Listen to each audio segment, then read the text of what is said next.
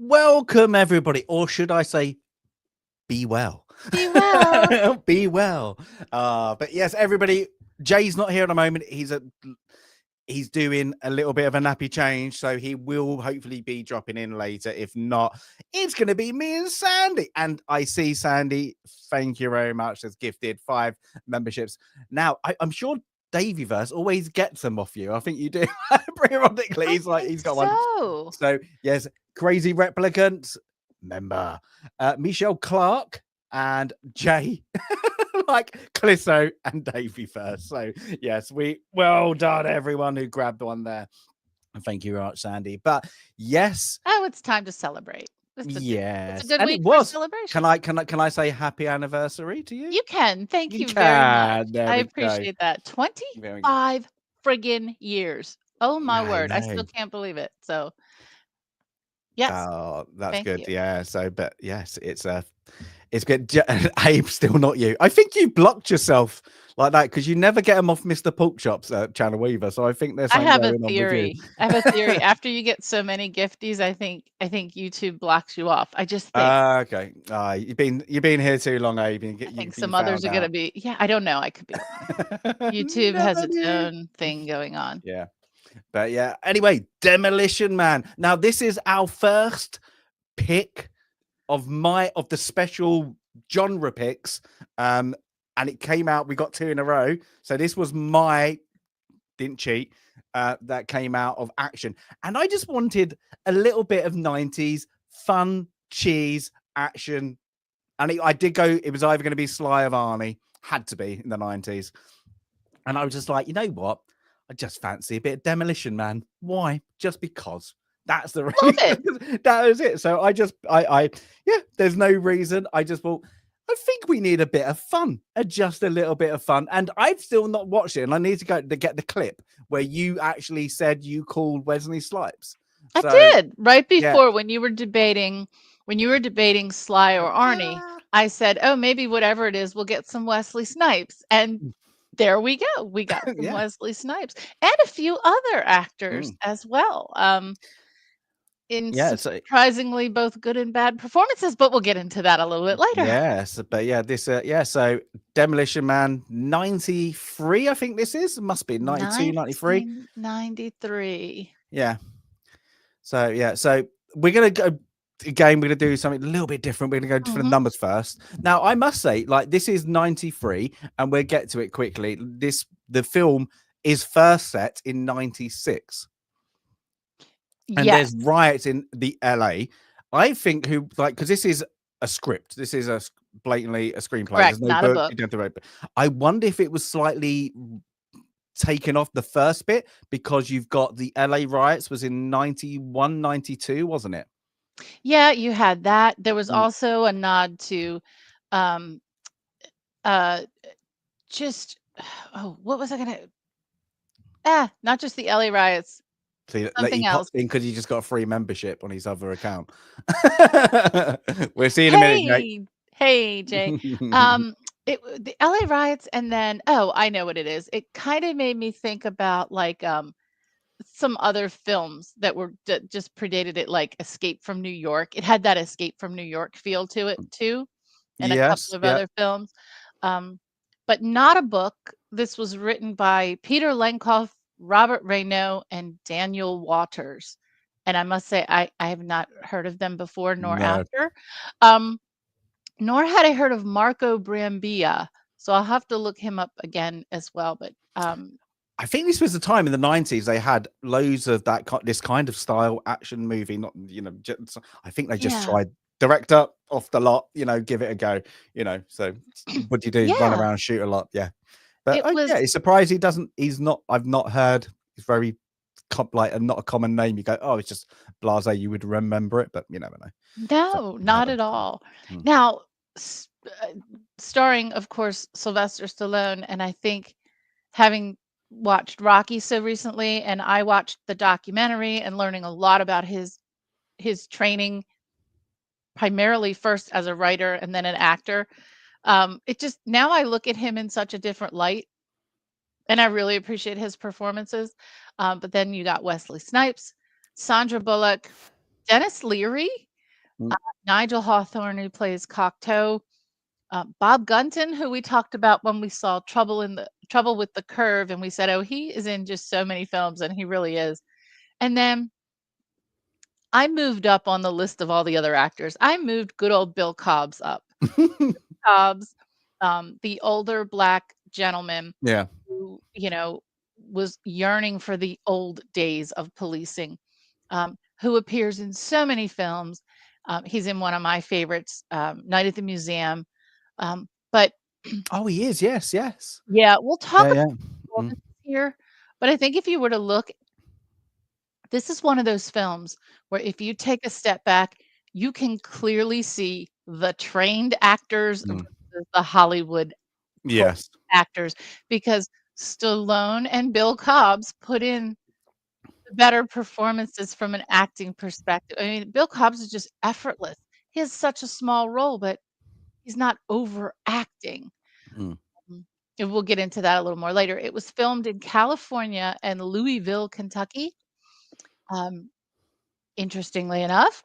And we're going to talk about product placement and the Taco Bell Pizza Hut conspiracy Dun, dun, dun. film, all helmed by one of the best corporations in the world, Pepsi, who owns both Taco Bell and Pizza Hut, and also Doritos and Frito-Lay. So God bless Pepsi. We love Pepsi. But there's a whole thing here, and I hope you'll notice the care that I took. The two logos here, these are the 1993 logos. 'Cause Taco Bell right now is just kind of the tilted bell, and it's like purpley red.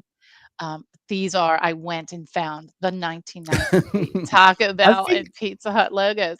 No, I can't. I can't remember the Pizza Hut one, because I've probably seen it more times with Taco Bell, but it's not. Taco Bell in Europe is not a thing, and definitely in the 90s is not a thing. So I think I remember it, but I can't remember. It's one of those. Has it been? Is it an actual thing? I'm guessing it would be, because I think Taco Bell's have just got their first store last year in London or Manchester. Oh my gosh! It's not a thing. It's not a thing. So it's like, the thing in this film is that the original film is Taco Bell is the surviving restaurant, not Pizza Hut. The franchise. And so I think I'll have to go back through some Robert Meyer Burnett, because he does a show all about physical media and making sure we preserve the originals of films. The original is Taco Bell. It was later worked over in special effects and redubbed. Every time they said Taco Hell, they changed it to Taco Bell. They said Taco Hell. I'm so sorry. Taco Hell. That bad, is it? I'm so sorry. I did not mean that was a Freudian slip, because I do love Taco Bell. But every time they said Taco Bell, they dubbed it with Pizza Hut. They redid this film for product placement. And the only reason they could do it seamlessly, absolutely seamlessly with no problem, is because they're both owned by Pepsi. And Pepsi was cool with it. Pepsi got its Taco Bell exposure here. And when the distributors said, well, that's not going to run in Europe, so we wouldn't know what it was. Let's get a little more bang for our buck. Let's redo it with Pizza Hut. Film is happy. Pepsi's happy. Everybody's happy. So everybody got a product placement in this movie. It's on this my rewatch, I was goodness. like, wow, it's literally, it needs to be tilt that things, even like yeah, they don't do cigarette ones anymore, but the Marlboro has to be that way.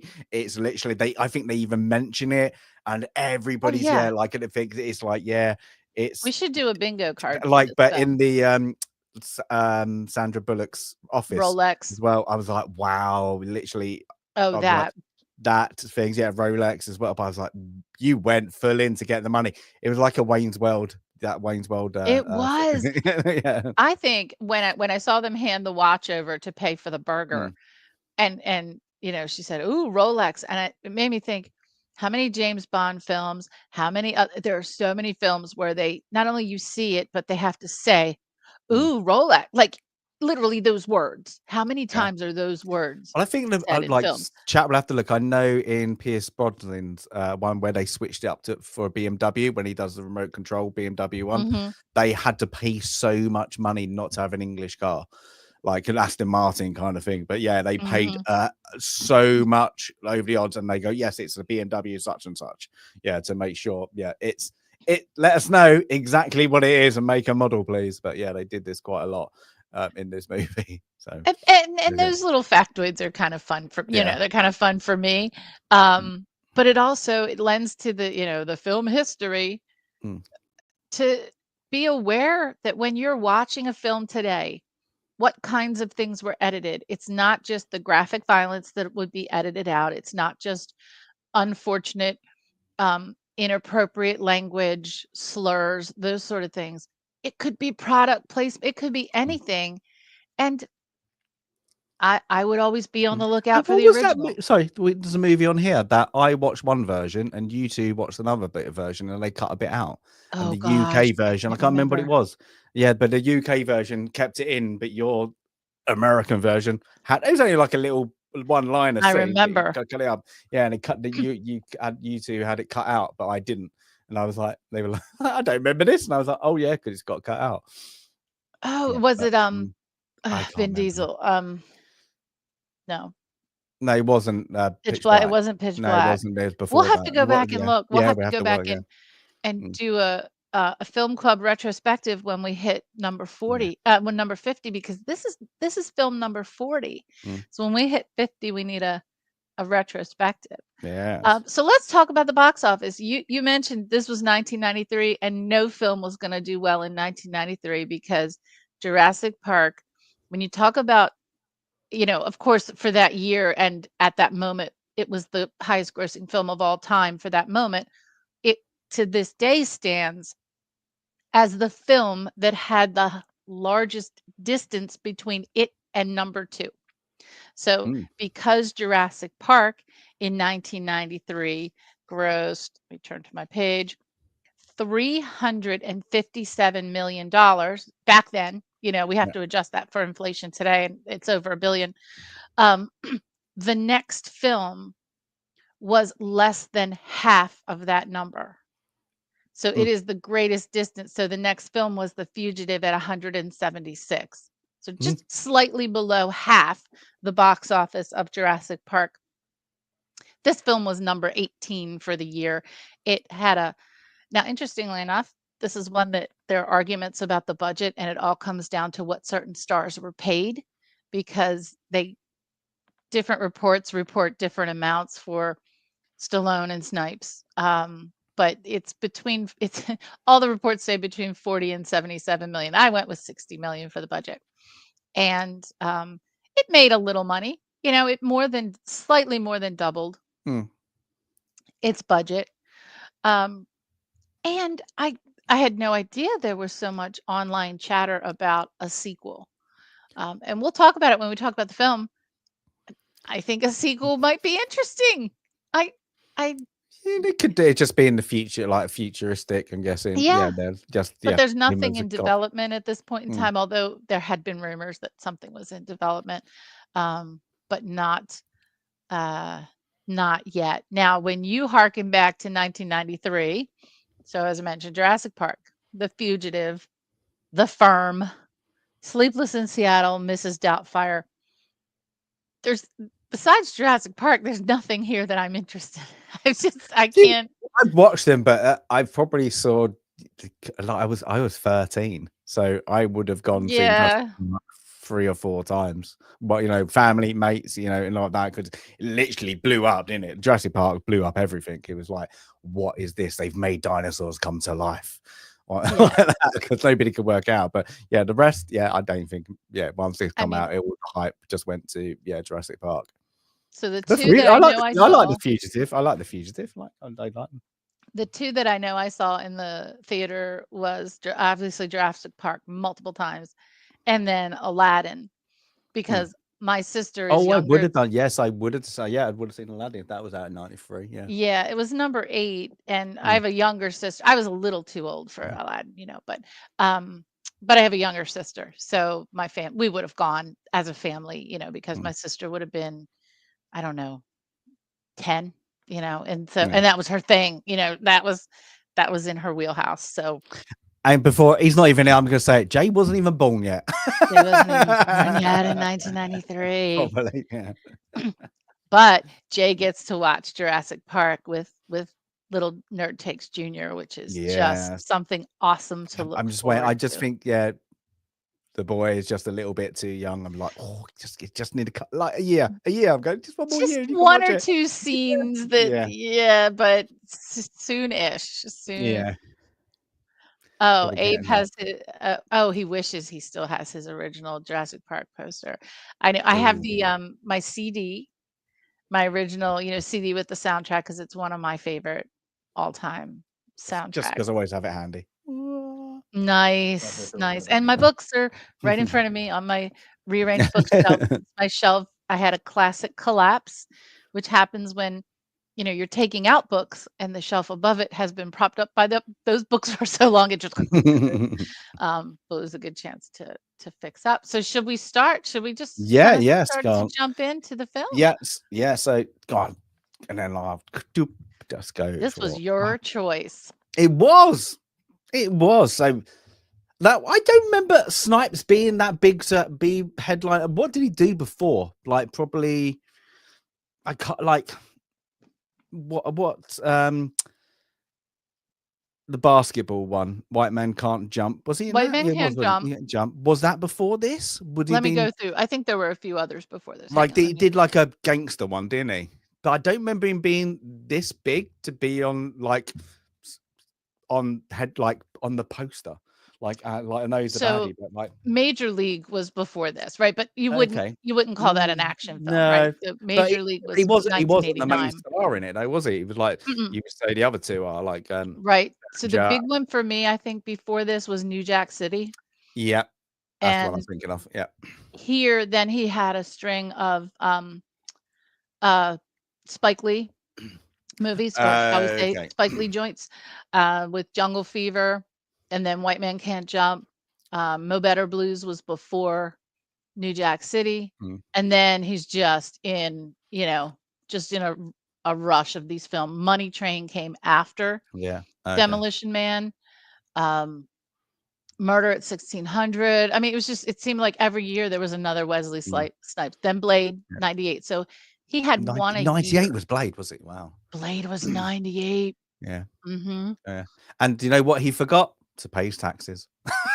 He didn't forget. I don't think he forgot. I don't think he forgot. I'm doing air quotes.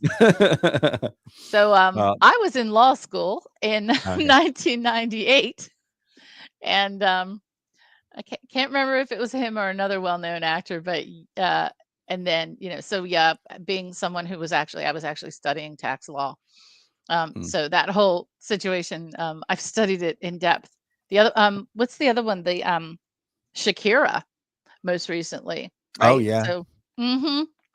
So, Yeah. I'm always attuned to this, but yeah, I don't think Wesley forgot. I think, well, he may Yeah. say that, but I think he was being creative. I think Yeah, the I'm word not, is I creative. think somebody for him was being creative. I don't think most Yeah, Hollywood stars have got it in their yeah. noggin to do that kind of trickery. Let's say that. But yeah, so we've got in this. Of course, we have the 20th century's most dangerous cop versus the 20th century's most ruthless criminal. I must say, I just really enjoy this. It's one you just you know what, then brain, like your brain can just turn off. You can just immerse Yes, yourself into a world. exactly. It's a good little bit of fun, and it's what, that's what I think it is. Like you had that.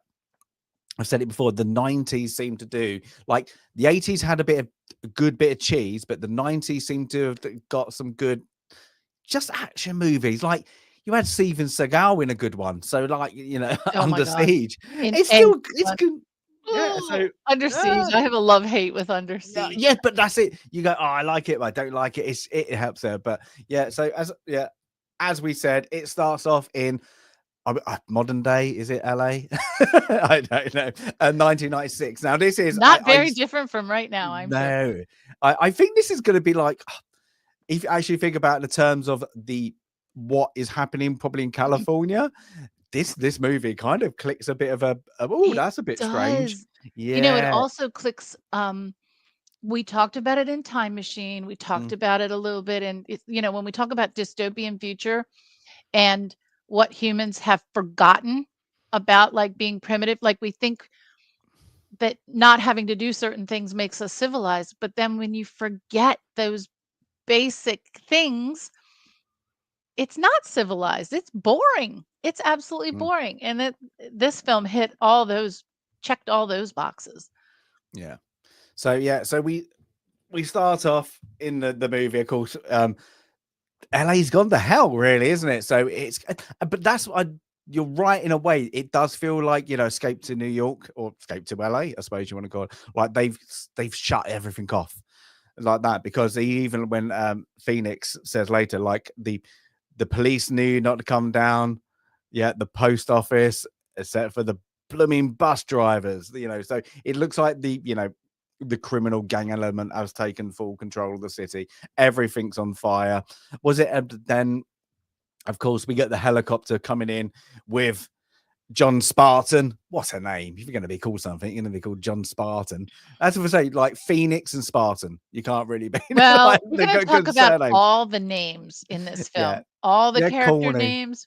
It's a little bit on the nose, I- because I'll get into it in a And minute. I care? I don't care. I think I they're just know, good, I know, I know. So yeah, he's there's an admissible bus, I think he calls it, doesn't he?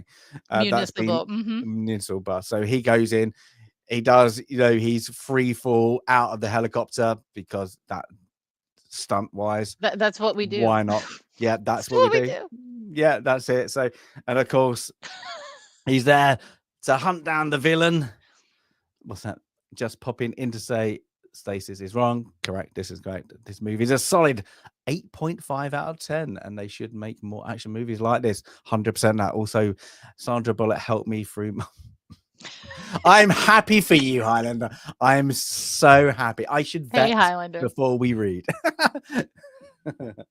But yeah, so Phoenix is being hunted down by Sparta. But yeah, so they come across, like, it's literally the first scene is literally Stallone just going through a building, kicking the crap out of everyone. It's literally, what straight away you're gonna get with this movie. He's got like a beret on. What policeman wears a beret? Don't know. None. But do you None care? here. No, yeah, exactly. So It's he well, goes, I will tell you, so it harkens to the citizen cops in DC, the Guardian Angel, not DC, New York, the Guardian Angels. okay. They wear berets because they're not carrying weapons. That's kind of their style. So I wonder if that's a little bit of it, but he's definitely a proper police officer.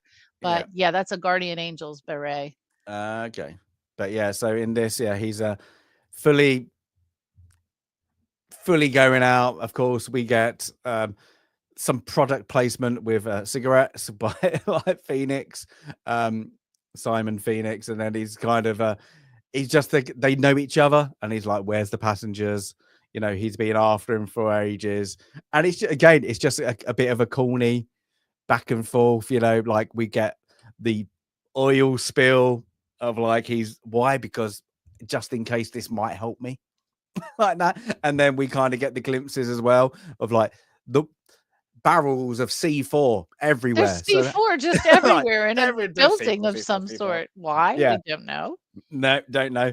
But of course, yeah, we get then Simon Phoenix has got the up on him because there's, John Spartan has walked in on the gasoline pumping out, and he gets his blowtorch. I always think, why did he have a blowtorch handy? It's like it looks like a cooking one as well. And then of Oh, course, because we all do. We carry them in the United States. yeah, there we go. Yeah, that's it. But yeah, of course, yeah. So is it cold in here or is it just me? And of course, he throws the cigarette into the thing. Flames are going, but that doesn't stop old John. Whilst Simon's going mad, of course, we don't know anything. And yeah, we know now why it's called Demolition Man, because the building quickly explodes. He runs out with Simon on his back. He hasn't found any of the hostages, except for Simon won't tell him at the start when he gets him. Runs out, building blows up, and then of course we get Simon's been apprehended. John's telling his boss, I suppose, like he's whatever sergeant or whatever it is, that couldn't find him, and he did a thermal sweep or something, wasn't it? He did a thermal scan. There were only 2 or 3 signatures. 8 bodies, I think. 8 bodies, and they were all Simon's gang. Yeah. But and then of course we get a fireman comes in. There's bodies everywhere, and then you get Simon Phoenix is like, he would have listened to me. He did it. He's a madman. Whilst he gets pulled off laughing. What a bad lawyer that Spartan must have had, because I mean, it's obvious that the Phoenix killed them first. That's why there were no heat signatures.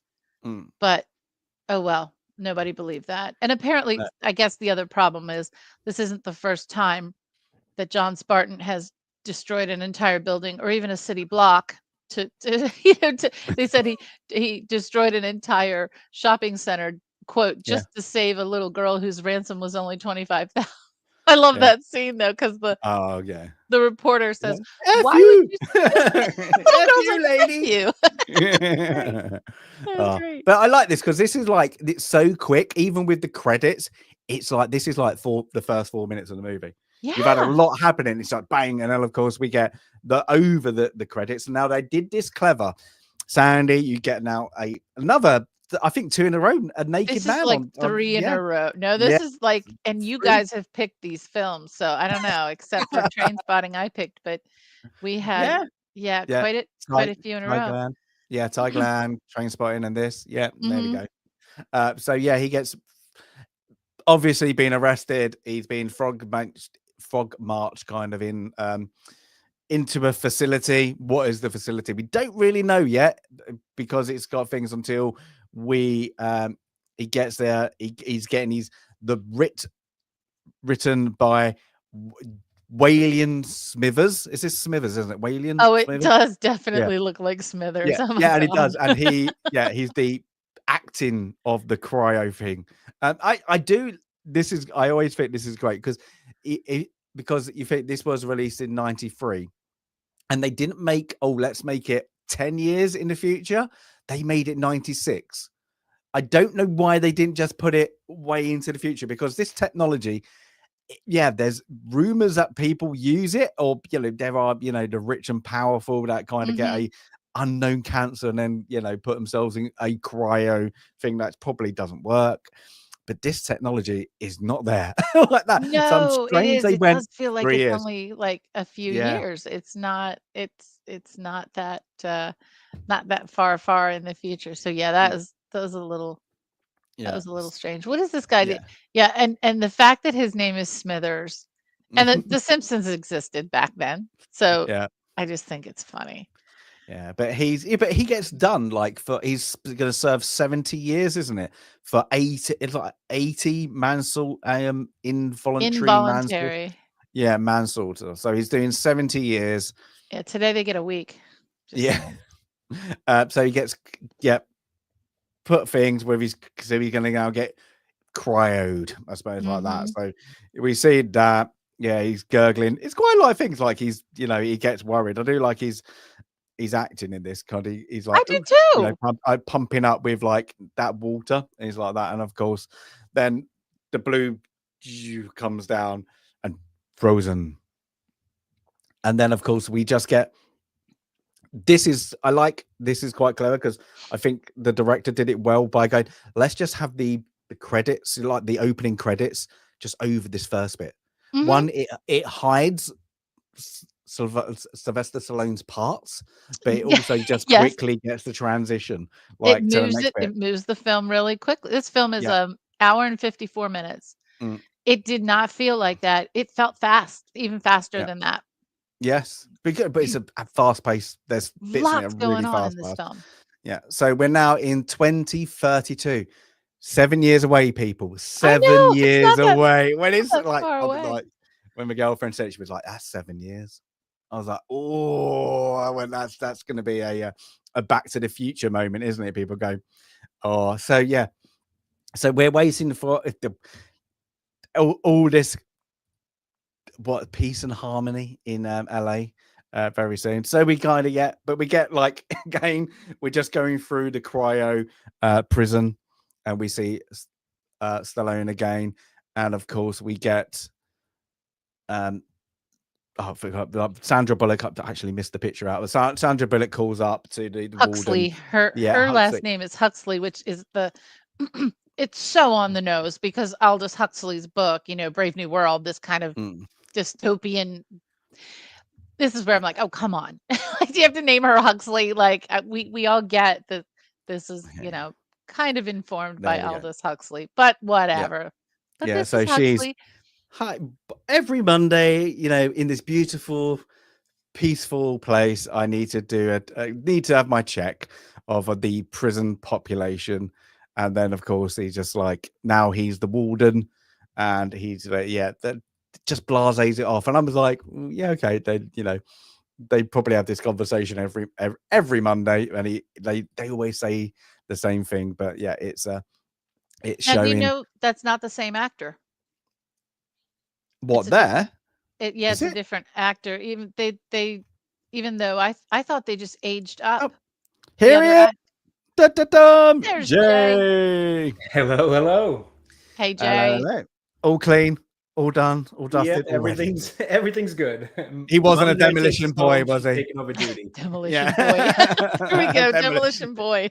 Demolition boy. Oh no, take over. He will I don't know be. what to do. Jay, Yeah, he will be. We've had a busy day today, me and him, but he's all good now. He's actually napping, and Mom's home, so she can take care of him when he's up from the nap. So ready for film club.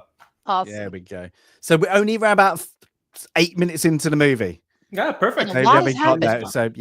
So we've got just the cryo sleepers happening. So John Spartan has just got into cryo thing, and we've just got to the bit where Anila Huxley is speaking to the warden. So that's all we got to. So I'm going to be honest. That's the first time I feel like I've even heard her name in this entire movie. I don't remember her name being said even once. Okay. I wouldn't have been able to guess it if you gave me a million tries. But that's what I said. I don't even care. Yeah, you don't even need to know. You don't even need to know. No. You don't need to look at the details in this film. You just watch it. Now, Jay, I think you said last time this was your first watch, wasn't it? Yeah. This was my first watch of this. I thought it was one I had seen before, but as I was watching it, I was quickly reminded, no, it was just my mind blending together old Wesley Snipes and Sly movies. Yeah, this is the first time. Yeah, and we said 93. You weren't even born. Technically, I was, depending on I might have been a year old, depending on when it actually was released. This would have been released in October. Oh, yep. So I would have been under a year old. Yay. Wow! Yay! The baby nerd takes the original. yeah, literally. But yeah, so I'm gonna crack on, Jay. So we got nothing's happening, and then we get our first graffiti moment of like life is hell and EF. That's all you need to know. And then of course the anti-vandalism one gets it away. Now I thought the actual for that, the CGI looks good. It doesn't have to be over. I didn't but for 93, it's quite good. No, it looks kind of cool. That's what I'm saying. Like for even the cryo bit, the explosions, we got that. It all looks good. It looks like you're looking. It's a good. it's clean, it's crisp, it's like doesn't have to be over the top. But for like, I always forget this is early 90s. It should be a bit janky, but it's good. But I don't think they in this they heavily rely on the CGI moments, even like the end bit. But like it looks clean, so yeah, good on them for But the that. kind of mix of that though with all the gadgetry, Yeah, I think that's practical. So, the little machine that comes out of the ground, that's, obviously some sort of thing coming out of the ground. So I think this film, what it does for where we were with CGI in what was obviously a landmark year, 1993 with Jurassic Park, but I think the combination of the practical for what it was, really a small use, a limited, a metered use of CGI here. I think it works really well. Look, we can rely on Daryl. So the BlackBerry John Spartan was actually U.S. Army aviation wings. Interesting. Aviator wings. There we go. Always great to have you in chat. Well, he made that comment to the Bill Cobb character about him being a great pilot. Yeah, later on, yeah. So they could have had a nice little backstory there. Yeah, but And do when you we need talk- it? You don't need You it. don't need it unless you were to do a sequel or a prequel, but we can talk about that later. Yeah, so we get our first look at Edgar Friendly, and there's a truck, a Taco Bell truck, that goes off, and we'll wait 12 hours if these guys aren't anything but predictable. So we now know, they're looking for food, and even to things, there's not enough of us, and he's like, we've got to do it, it's either that or people starve. So we get that straight away about Edgar Friendly. Again, what a classic name, Edgar Friendly. Edgar Like Friendly. He's the good guy. Let's call him Friendly. Friendly. Now, James, you just said Taco Bell truck, so we have to ask Jay, when you watch this film, were the food references Taco Bell or Pizza Hut? Taco Bell for me. Yeah. So the version I watched was Pizza Hut. Really? Oh, was it? What did you watch it on? I did catch. I was listening along Amazon as much as I Prime. could, so I did hear that they switched it. It sounded like for the UK audience. Yeah, for the you're everybody really across the world, I suppose. Yeah. everyone right. else got Pizza Hut. US centric. The US release was Taco Bell, but what I watched on Amazon Prime was Pizza Hut. But again, it was all okay because Pepsi owns both companies, and they were totally fine. It was almost a 2-for-1 deal marketing wise, right? So the distributors want to change it, but Pepsi's like, sure, here, throw another one of our properties in this film. Right, why Totally not? fine with us. I actually loved that they used Taco Bell, because so much of this movie, it's part of what I want to say at the end, but in a way, so much of this movie, the perfect analogy is Taco Bell, and I'll clarify that more as we get to my final review of it. And I mean that in a good way, because I love Taco Bell. But it's just such a perfect analogy for this movie. No, but I say I watched the Netflix and it was Taco Bell, so I have to see if it's the Prime. Yeah, Amazon Prime was Pizza Hut. Yeah, I have to have a look. Interesting, at the UK because Prime I didn't version see this on Netflix. I think it was regional for you guys. That it was actually, because I watched it on Tubi. I happened to do the voice remote downstairs on my TV, and one of the play options was it's free on Tubi. So I watched it on there, and it was the Taco Bell version. And I didn't even see it on Netflix. So I think it might have been regional to you guys that Netflix actually had it for you. Yeah, and that's how bizarre. Interesting. Okay. So we get that, and then of course I do like what's the lieutenant's name? Or whatever chief's name. This I kept calling him whatever Leland because he played Leland in Daredevil. Hang on. I think he plays in everything. But but this is literally, I think, probably from 1995 to 2000. This is the chief police. They all act like this. They're all a bit snarty. Yeah, they're all a bit snarty. Everything by the book. Yeah. Listen to me. What you doing? Yeah, it's hilarious. They must go, this is the character of a chief. Just literally, this is what people believe. So he has a go at Alina Huxley for he was monitoring her communication with the cryo prison Smithers, and she just wants she's bored in her job. Nothing's happening. Even when the first guy comes up, be well. There was graffiti. And she was like, oh, why wasn't there an all-out call? Because, they have automated systems that just got rid of it. Don't worry. Like that. But they got really excited. That graffiti. Yeah, it's like the biggest thing for them. Yeah. It's funny how kind of satirical this movie is accidentally with a lot of kind of today's, like, it just kind of holds up in that sense that, like, I don't think it ever intended to. It just, go figure, to the way things are. It's pretty good satirical humor. Now, did everybody get all the references in her office? I was like, oh, that's Red Hot Chili Peppers. Was it? We got Lethal Weapon 3, I believe it is. I did see the poster. Yeah, I saw the poster. I didn't catch the Chili Peppers one. Yeah, so I thought, but she's obsessed with the 21st century. So that, I found that, it's quite funny. But she wants action, and of course, while she says that, we go back to the cryo prison where they're reading out the next names to be cited for their parole hearing. So we get Smithers again, and who's he got? But a different actor. Just have to say I have to look. Yeah, it is a different actor.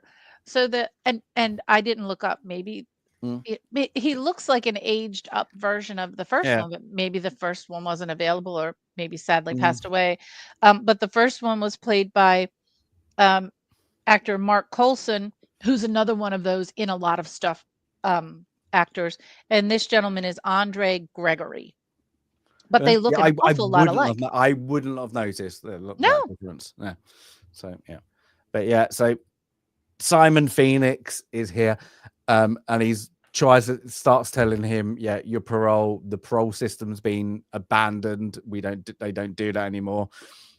And I like it. He just starts speaking, I'm guessing Spanish or Portuguese. I'm not very good with my... So he did this on set as a joke.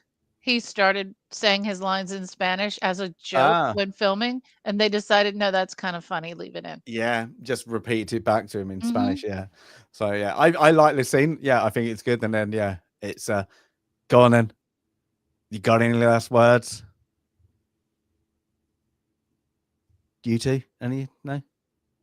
No, Teddy bear. I didn't even catch it, to be honest. They said, like, do you got any final words before I carry out a sentence? And he just looks there and he goes, yeah, teddy bear. Oh, see, I didn't even catch that. Yeah, I didn't. That's the code word for the locks, isn't it? So it's teddy bear. And got it. Yeah, and then he kicks. See, I didn't catch that. I missed it. Completely missed that. Nah, oh my god, he missed that teddy bear. But he gets in. I can't show this on Netflix. Just an eyeball is bloody eyeball. But we kind of gets we realize he's quite good at fighting, but you don't really click straight away because they do it so fast. I should say, as a fountain pen lover and collector, that was the most god-awful use of a fountain pen. I don't think I realized it. I think when I saw this film a long time ago, for some reason, I thought it was a scalpel. But of course, now my eye is trained on fountain pens. And oh my God, that was the fountain pen. How terrible. But I think because I can't show it really, but I do like how there was no bits hanging off it. It was just a clean ball, like a golf ball. Yeah, it was. It was like, of course. So he gets out of the prison system. That's it. And whilst that's, of course, we get our alarm system where the police are freaking out because all they hear is 187, 187, and they're what's up? They don't even know what that is. They haven't heard that in a long time. What is it? So it's murder, death, kill. 187, 187. Yeah, so I think they actually said, I can't remember what it was, how long it's been since the last one, like a decade or something. It's been like, I think they said 2010. Was that for some reason years? 16 or maybe it was 26? Okay, because I had something with a 6 years wise was in my mind. Okay. Yeah, I think it was 26 years from 2010 or something. Yeah, and then they get, I do like how they went, let's get some good graphics like that. You're like, this is like a live feed to the cryo prison, and yeah, it's I always laugh when they do computer graphics back when you have old computer graphics and kind of this when it's supposed to set in the future and you're like, oh, that's bad. Yeah. It's terrible. I know. I just always love what Hollywood thought the future would be like. Like, this is supposed to be what, 2036? And it's just we're nowhere near any of this kind of stuff. No, it's 2032, 7 years. Yeah, 32, right. 7 years. Right. So it's like this, we're just, they were so far off. Yeah. But that's why I said, like yeah, but they were, like I said at the beginning, this was filmed released in 93. The movie starts in 96. Right. They try to give and they've got cryo prison. Yeah, they got that. Oh, yeah, that's true. Already. Right. Yeah. They would have already, So, in fairness, this one definitely. How do you know we don't have it now? It's just being hidden by the government. You know, we already have it. Well, they do have the cryo at the end. Jeffrey Dahmer is one of the prisoners. So maybe all the bad boys are in and really didn't get their sentences finalized. They just got pushed for another time, just in case they're needed. I also thought it was kind of weird. Well, that's what the one thing I was thinking was weird too. Is like, why would the punishment be we're going to put you in cryo so you last forever? Like that concept wasn't quite making sense to me. I'm like, if you have this guy Phoenix, why would you want to make it so that he can live essentially, for the next 40, 50, however many years? Yeah, because even like they have the bit about the rehabilitation, like they just make John. True. His mannerisms, John Spartan doesn't change. He's just a seamstress now as well. Yeah, he's just has this inner desire to knit. Yeah, I can knit now. That is it. So yeah, it's a bit odd. Yeah, the personality doesn't change. You just have, oh, I have a new skill that might do it. But yeah, it's a bit odd. Why would you? But it's also one of those things too, where like I'm nitpicking it because it's film club. This isn't the movie where you're supposed to nitpick it. This is kind of where one of my Taco Bell references comes in. Is like, you don't really want to know what's in Taco Bell. You just want to eat it and enjoy it. You don't want to look at the ingredient list and know what's in there. I just want to eat it and be happy that I ate it. But that's it. You can just shut your movie off. Like even like the bits like I've just brought up there, like you don't need to read what he's just dying of. You just know he dies. Yeah, like it doesn't really matter. Yeah. And then of course, they get a bit clever, like because she goes down, realizes, well, is his car missing because there's another 187. And then they chase down wherever this is in America. I'm guessing it's actually straight. If you said, what is it, California and Knoxville? Was it? Did you say? Well, Sandy? Yeah, most of the film was filmed in and around Los Angeles and San Diego, but some scenes were filmed in Louisville, Kentucky. I can't imagine what was in Louisville. Must have been interior scenes in Louisville, but yeah, this is somewhere California because you can tell by the trees. Yeah, and it's just like these are like modern cars like now, is it? Like, they're like it's kind of just different versions of it. Like they weren't. The one thing they almost did get right was the self-driving and all that. That's we're right on the cusp of that being pretty common. So they got that part right. Everybody, next picture. Simon Phoenix gets out of the little buggy bike or whatever you want to call it in dungarees. Love a 90s dungarees. No, I was like, why did they get dungarees? But then I realized his logo is the same logo that all the doctors were wearing at the he just grabbed clothing from wherever he could. Wherever it was, so that's one of the scientists or whatever thing. So yeah, nice to dungarees. Why we not? Call those overalls here. For the record. Okay. Yeah, those are our version of overalls. Okay. I think you call what we call coveralls, you guys call overalls, the one that actually covers your entire body, sleeves. Okay. Yeah, we call those coveralls. Okay. Gotcha. Okay. But this is dungarees. Dungaree sounds bad, doesn't it? See, dungarees. That's what we call we'll call just like a pair of jeans dungarees. Jeans, like the heavy jeans that are not for being dressy, but are for actually working. Yeah, like farm work, stuff like that. Your cowboy jeans, those would be dungarees. So we all use the same words, just different different application. Yes, we only bloody invented it. Jeez. Well, cavemen invented the wheel, and it's been perfected since. What are you gonna do? Very good. Good one, Jay. Good one, Jay. So yeah, he gets to his I like the guy he's at the machine first, getting really depressed. I don't know what's wrong, and then like he's trying to get a motivational talk off the emotional support machine. How nice. And then of course, so he gets there, realizes he doesn't know, he's a bit obsessed, and then of course he starts hearing the inner the inner voice of, haven't you got somebody to kill? Haven't you got somebody to find? The name Friendly, Edgar Friendly. And he's like, ugh, like that. And he goes out of it. Of course, then he's like, swears. And we get our first of the morality statue. You have been fined 1 credit. It's a great little. It's the swear It jar. is. It's the And it virtual goes on. swear jar. It goes on throughout the whole movie too, and each time, like, it's just like they never miss a beat of somebody swears, and even if it's not fully focused on it, you hear that little beep in the background. Yes, like it's a nice little bit of humor throughout the whole movie. Yeah, and that's it. Yeah, it's great. And of course, then we get once he does it second time, they're like, and we have to call the no, because we didn't say this is now San Antonio, isn't it? I think was it San Angeles? I think San they were just Angeles. combining like San Diego, Yeah. Los Angeles, and whatever else. I think they added a few other. Everything in the middle. Yep. Right. So the police turn up with these little helpful gadgets where they can go, Maniac is in front. What do we say? And they're like, gives a little, like, really polite way of saying it. And of course he says it, and then it's comes back, do it in a more commanding way with the ultimatum, or else.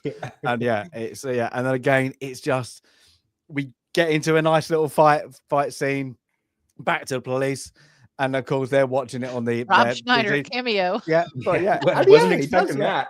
No, and it's literally him going, we're policemen, we're not trained to do this. And it's great. But he absolutely destroys everyone. He gets one out by zapping them off the anti-graffiti. And I do like it with this guy when he's like, he's shadowing him.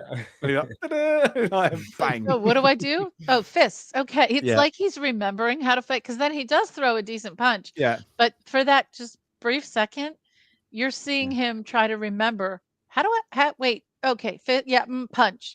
Yeah. Just I thought that was a little tiny well done scene. I like that. Yeah. And of course, he gets up, blows up one of the police vehicles, and then gets off. And then we kind of skip straight to the man of the city. What's his name? Cocteau. So then here we go Cocteau. with another on the nose name in this. Sometimes it's cute to have one or two character names that are like, a nod to something, quote, intelligence. But, Jean Cocteau, the, French poet and filmmaker and philosopher who thought like the world should be utopia. That's what they're going for with this name, I think. But by the time I heard this name, I was like, oh my God, another one.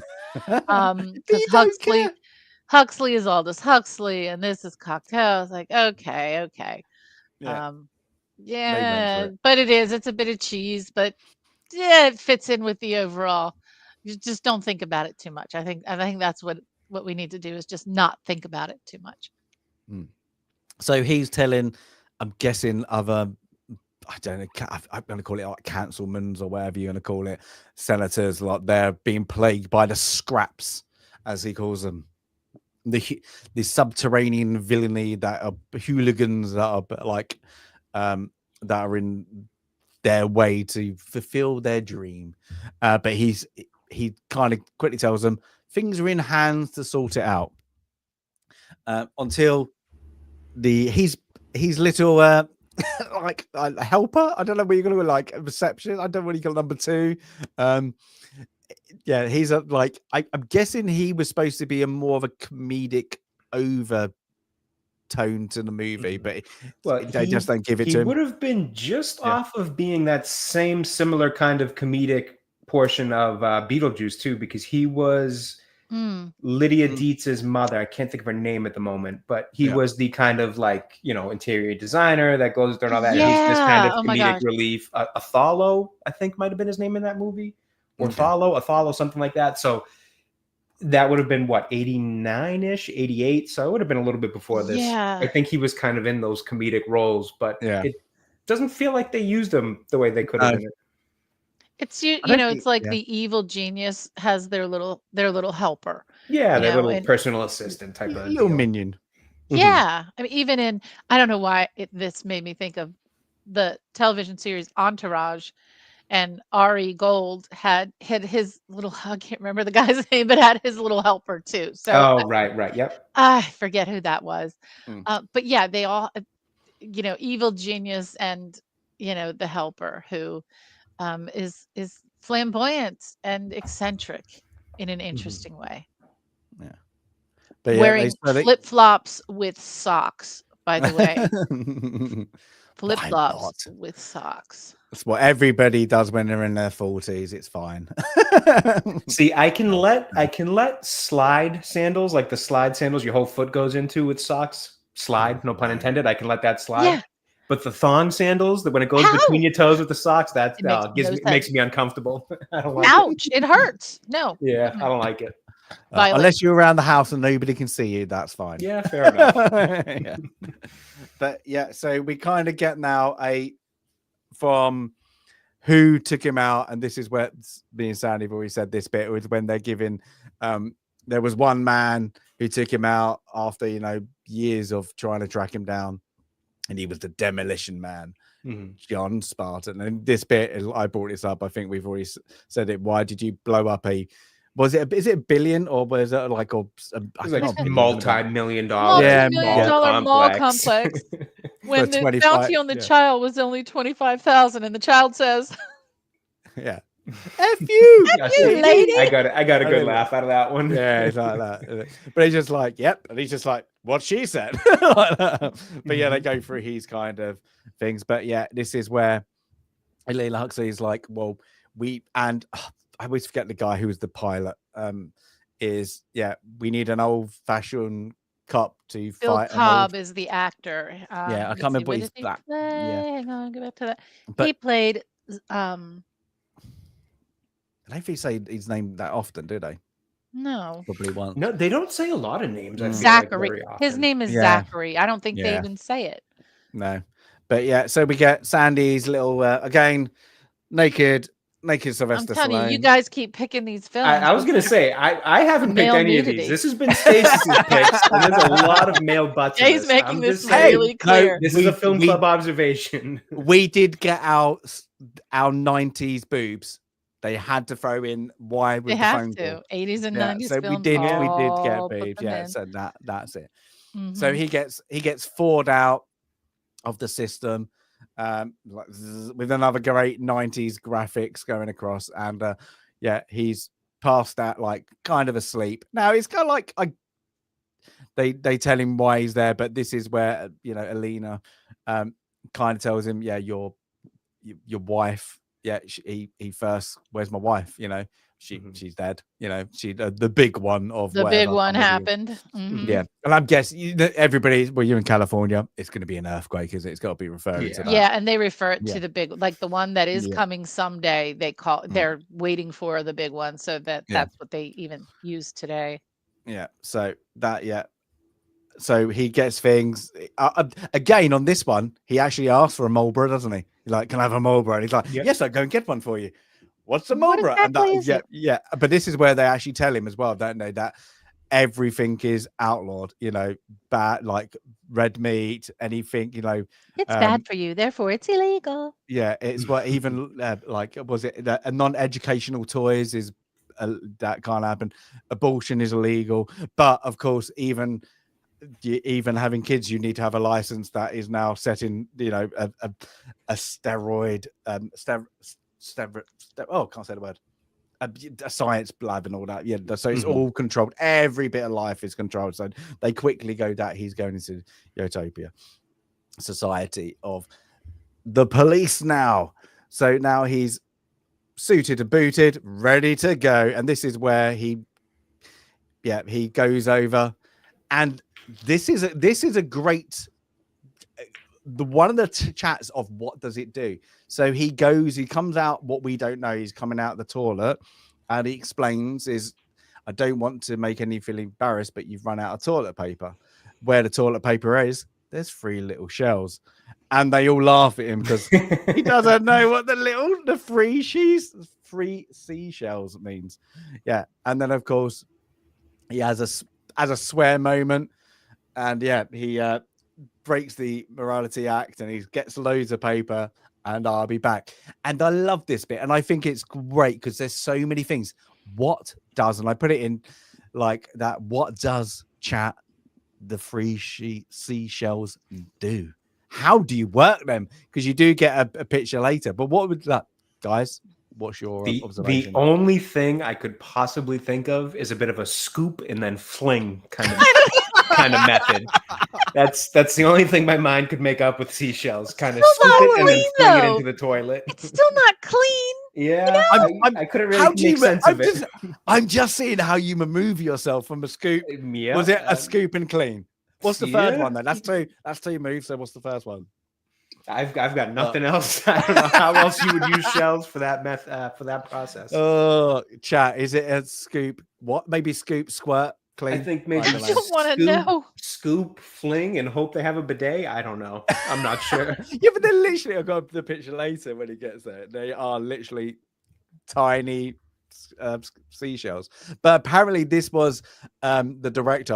I just read it. He went into like a restroom, and apparently all over the place was just like somebody had put shells all stuck on the wall, and he just put it in. And I was just like, yeah, what a funny thing. Yeah, because they probably sometime in the future we will probably not use toilet paper. It will be something else. But I think it's great that they would just it's not being. Well, it is kind of funny the way she's like, oh yeah, they used to use wads of paper, like the way they kind of simplify how we do it. It does almost make it seem like, well, I guess when you put it that way, it does sound kind of like a silly way to do it. But like, how the hell else are you gonna do it? Hands of wadded paper. Like when you put it like that, you're like, well, I guess you got a point. It does sound barbaric, but what the hell else are we gonna do? Yeah, it's funny. It's a great, again, it's a nice little comedy moment. It makes you go, what are the free seashells? And when you see them later, you're like, wow, does that work? But I know there's like forums about it, wasn't there? Like there's loads of discussions about it. Yeah. Interesting. It became a thing of like, but how would they work and what would they do? Like people there's people get really obsessed with it. It's great. But yeah. Gotta love people. Well, it is good. Sometimes it, creates more conversation if you don't answer the question. Although they could have picked any other topic than that topic, but oh well. Oh, there we go. So remember, maneuver. That's it. But so we get now Simon Phoenix. He's heading to the museum. Now, may I make a statement about how firearms are properly displayed in museums all over the world? What, not fully armed, and you wouldn't have come obviously not fully armed, but also disabled. Right. Yeah. They are either in crude situations, they're filled up with spray foam insulation so that you can't put any ammunition anywhere near the firing chamber. The firing pins have been removed, etc., etc. In civil, even dating back to the Civil War, you'll see the cannon have been filled with concrete. That serves two purposes. Obviously, it prevents them from being fired, but it also preserves. Well, you don't have them ready, fire and ready to prime, because he wouldn't even know back in 1996 how to fire a cannon. That? He'd not I can guarantee at all how to fire a cannon. No. When he does do it, I'm like, okay. But then I'm going. And I have plenty of video on that subject, which I will publish on my channel someday. I have had, I actually had a wonderful demonstration last year with a reenactment company that showed every single step, but we won't go into there now. But I just wanted to make that public service announcement that by and large, you don't have to worry about this happening in a museum. So please, everyone in chat and out there, please go visit your museums. Go to the armaments section. In fact, the arms and armor sections of most large museums are the funnest places to be. Mm-hmm. Don't worry at all. Yeah. Those guns can't be fired. Thank you for that public service announcement. Now, the next bit I did this picture purposely, is because it was a bit like with the children at the bottom. Do you think that racist statement that he did could be done, but like what he does now? No, I don't think so. There's a lot that was done in this film. Yeah, I was like, like having a child even say "F you, lady." Yeah. Honestly, I don't know if I thought about that for a second. I was like, oh, wouldn't see a Mhm. kid saying that now. I don't know. We're overly prudish here. Even if you would see people up in arms about it. Like somebody would Yeah. have something to Yeah. complain Yeah. about. You know, even if I they think did so. do it, there'd be some, even if small, some vocal minority that would be online saying, "Oh, that offended me," because so that's just the nature of watching old films. There's a lot of stuff that for I don't know. whether what's you it agree with it or I not, know, wouldn't slide today. I know, like in Talladega Nights, where the kids around the table and like go Yeah, through it. yeah. They Yeah, got like they did got that, and they got but they had sailors' their moms in parents that there, movie. and they were like, and even the kids, like, there's like thing about about it, like behind the scenes, and they were like, they didn't know what they were saying. They just Yeah, just found it funny. repeating it, Everybody right. else was Yeah. finding it funny, Mhm. What So, you yeah. wouldn't have would be the casual references to smoking. So you would No. have, Yeah. it's not prohibited, but in films today, if you're smoking, it has to serve a purpose, right? It has to either be someone's portraying something in the past, or you're not ever, I don't think, allowed to show the brand anymore. I could be wrong about that, but I do think part of the big, huge settlement with the tobacco companies was no incidental promotion, even in films. No. So Yeah, you that's could, the if you big thing that wouldn't happen. smokers will never go past me the brand name. It's pass me a cigarette, pass me a Mhm. fag, as it goes in Yeah, the UK. I think so. And you're not going to go pass me a Marlboro like that. Like, And and make sure, like, whilst I'm getting it, I'm just going to proper give it to the camera. And I think, and I could be wrong in saying this, but I remember it being a big thing when the Constantine show was on NBC a few years back as part of the whole Arrowverse. If I recall, on cable television in the US, you're not allowed to show anybody smoking anymore. I think that's something. I could be wrong. If I'm wrong, excuse me. But that was a big thing that, because I remember with Constantine, obviously he's always smoking. So that was a big thing of like, oh, how are you going to have Constantine not smoke on a TV show? I think they can't actively smoke. Like the lit cigarette can be in their hand or something. Maybe there's some weird rules about it where on cable television you can't actually. I must say, I did like that series. I did too. I did too. Oh, I really like the actor, the guy Matt Ryan who played him. He did a fantastic job. I liked him even when he showed up in the other.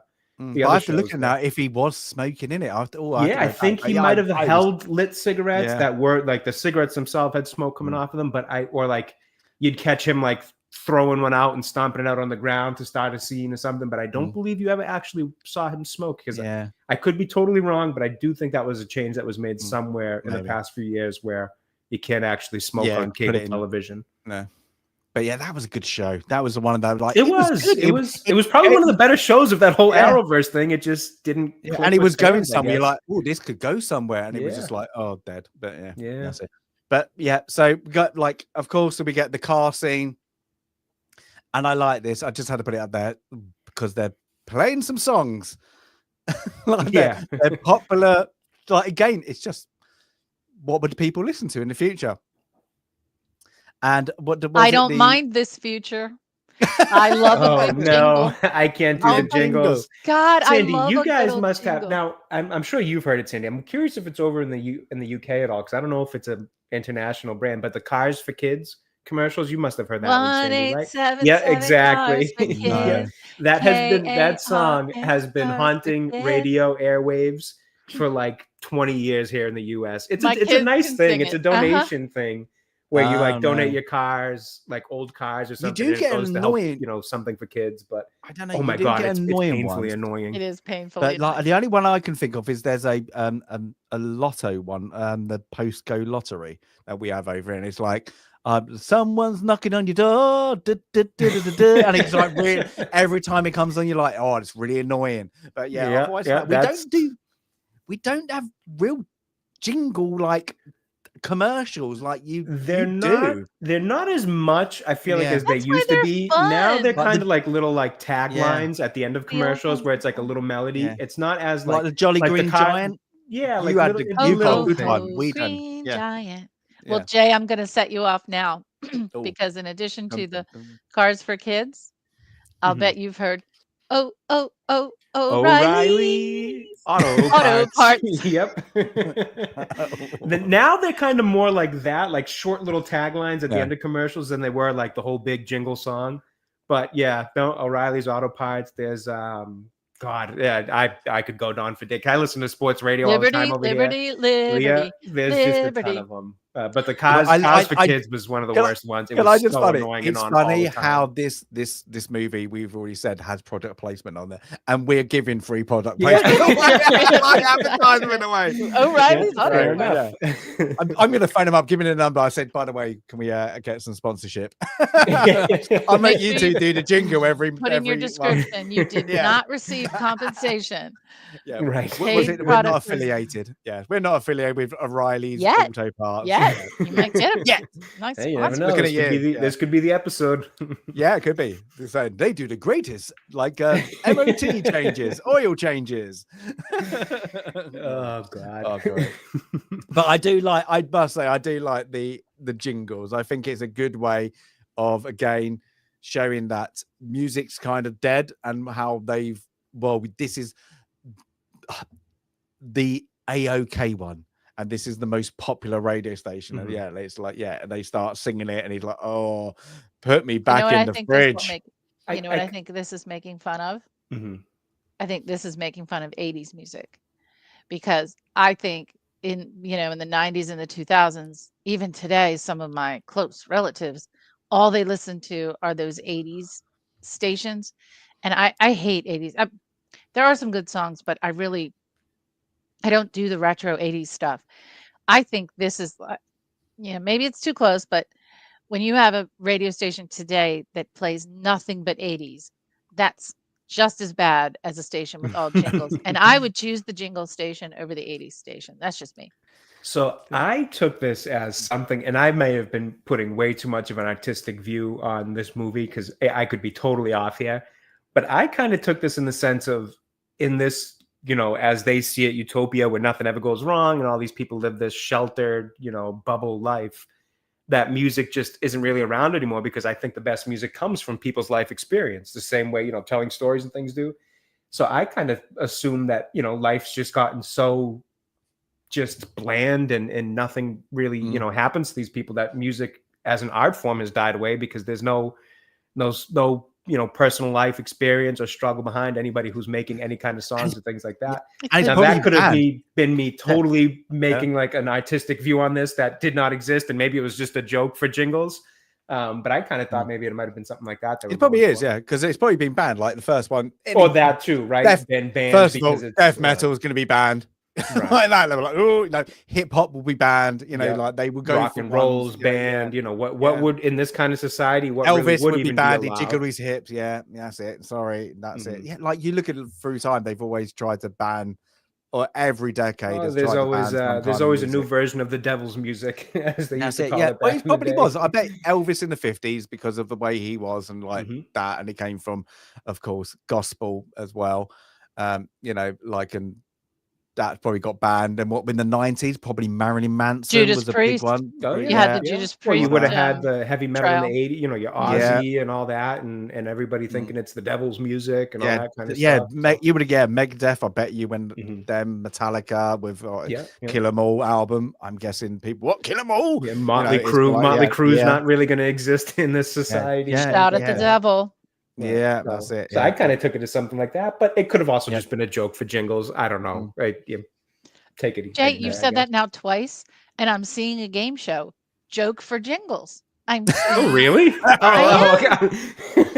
And here's your host. Jay in Joke for Jingles. There you go. There we go. Hey, I keep an eye out on the Nerd Takes channel. You might see it. Oh my God, I'm coming. It can't be contestant, please. So yeah, we get that, and of course we get back to Simon, and he goes into the armory after. Was it the Hall of Violence? Because the 21st century is now the Hall of Violence. So he goes into the armory. He's looking around, sees the guns, or the pistols, or the rifles, everything, and this young. What seems to be your boggle? What's your boggle? And he I am mellow. Yeah. And I wouldn't be surprised in this things. Most people are on some kind of antidepressant. I would say, and they don't even know it. I think it's pumped into the air water or the water. Maybe. Yeah. Oh, you just did Serenity with the pumping in the air. That's Serenity, isn't it? Oh, Serenity. Yeah. Oh. But yeah, so he's like, how much do you weigh? And I like how, like, if somebody came up to you was like really going to be, and It they can't said be a that. good reason. There's Yeah, no they good can't be reason good. to And ask it's like, someone well, how much you weigh. There's no and good reason. but I like the actor because he's like, well, actually, I weigh. He just throws him into the thing. I think it's great. But of course, he gets armed up and he's like, hey, I'm in the future. Where's the laser pistols? Like that, or phasers. And then, of course, he gets in. And I like this one. I do. Yeah, and I like, but the computer's voice of like just giving you some weird technical knowledge of like to make it more realize that this is a really good. This is going to be a good weapon. It's a museum. It's not weird technical. It's historical knowledge that you need. Yes.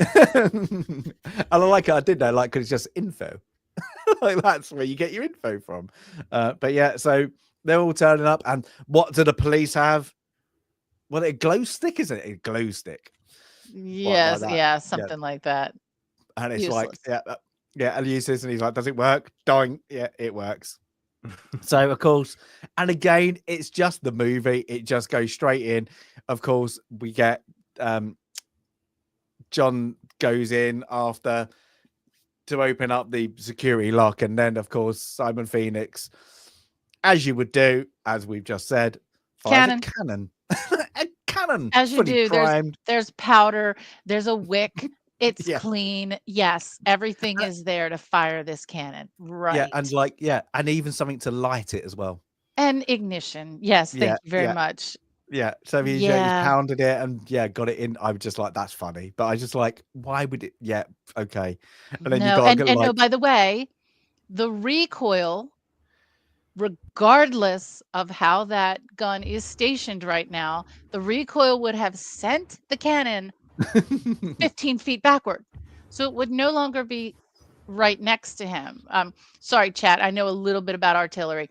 So once fired, it goes backward. So it's not going to be standing right next to him. Oh my God. And by the way, I did also want to mention a little historical fact. But that's because we got the anti-gravity locks now, Sandy, in this movie. You just didn't see them. It. Anti-grav or some kind of compensator. Yeah. Like a dampening system like they have in skyscrapers now. So skyscrapers don't move. That was the other thing about the big one. Skyscrapers aren't supposed to move in the future during an earthquake. But the club that they're carrying, so in the United States, going way back, police departments carried what they call a billy club here. And in Baltimore City is still one of the police departments left, maybe one of the last, that still issue their officers a billy club.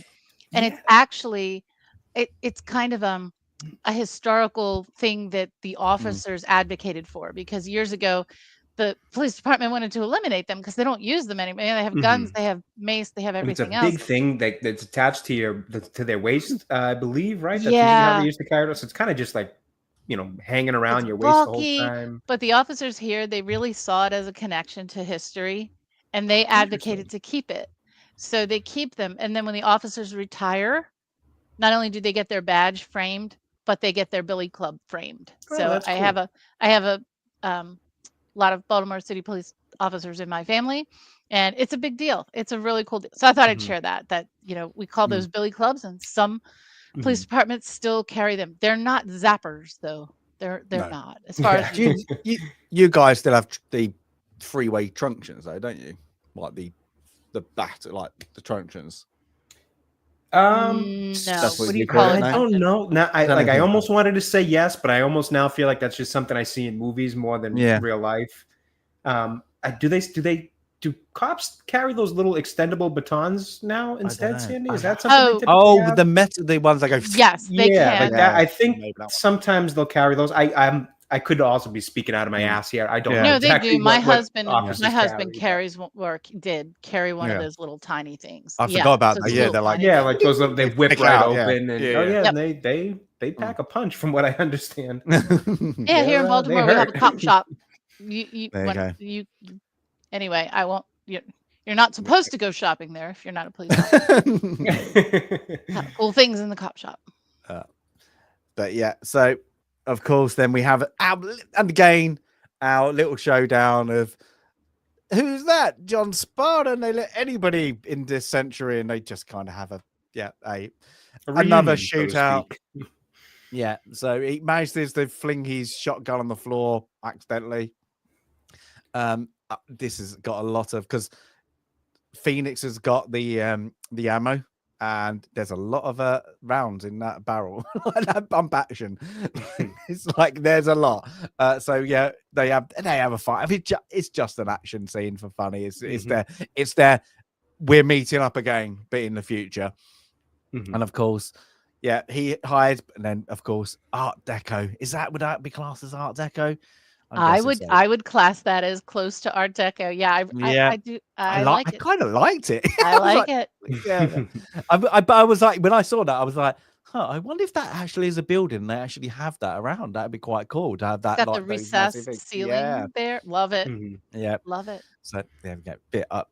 That's me and Sandy's architect nerdish bits coming out. But yeah, so he shoots it. It falls down into very, very precisely too with the weapon that he that was a good shot. Use. Yeah, there's no spray on that one at all. Yeah, but what so there's in that where we saw the picture. There's a I don't even say it's like a reenactment area, is it? It's actually a preserved area over a street that was buried in the big earthquake. one. So it's kind of like, in London when you can see pieces of Roman London, where you go down in the basement of a building and they've got the glass, and then you can look down on the foundation. Where one king was. Yes. So James and I were at where they dug up. It sounds so terrible to say dug up, where they discovered Richard III, and it's glass over the site, and you can walk over where they found the king in the car park. Yes. Then you have a little person there that tells you all about it. That's why it's bent and it's super helpful. That was a good day. Yeah. It was a great day. There we go. And then of course we get, I do like this because there's a theme in this. Like at the beginning, you get Snipes, Simon Phoenix go for the cigarette on the ground with the oil, and it flames up. This bit there's water, and then John Spartan gets the glow rod and electrifies the water, and he shoots up in the air onto the thing. There's a theme with getting the feet, putting your feet in the wrong places. So of course they have their shootout and fight. It's a little bit of fun. Phoenix has the upper hand. He's got some moves now. He's outdoing him, where previously in the first fight, Sparta had the upper hand. So he escapes the vicinity and the complex, and he comes across. What's his name again? Mr. Cocteau. Cocteau, yeah. Where he points his gun at him, and he's like, he doesn't fire. There's something wrong, and he's like, well, he goes to fire first, doesn't he? He goes, oh, my aim must be off because of my being frozen, doesn't it, or something like that. And then he goes up, points the weapon, and he's like, yeah, shouldn't you be somewhere? Isn't there somebody you need to find? And he's like, yeah. So he runs off, and then of course the voice that he'd been hearing in his head while he was, and you could hear when Cocteau speaks from Wesley Snipes' perspective, you're hearing it kind of echoey, like he's hearing it in his head, but he's talking to him. So I think that's where you put two and two together, that this is the voice that's been programming him to fight, to kill, to when he was at that information kiosk even earlier, and he saw the little Edgar Friendly in the kiosk. It's this guy's voice, so he's programmed him. So this is now this is the first meeting between John Spartan and Cocteau, where he, well done for saving us. You're who is this person? But well done, you're invited. I want to treat you to a night out at Taco Bell or Pizza Hut, depending on the version that you're watching. Yeah, but yeah, so the chief, of course, tells him we did this in the power to kind of get rid of Simon Phoenix, and then of course we go back to the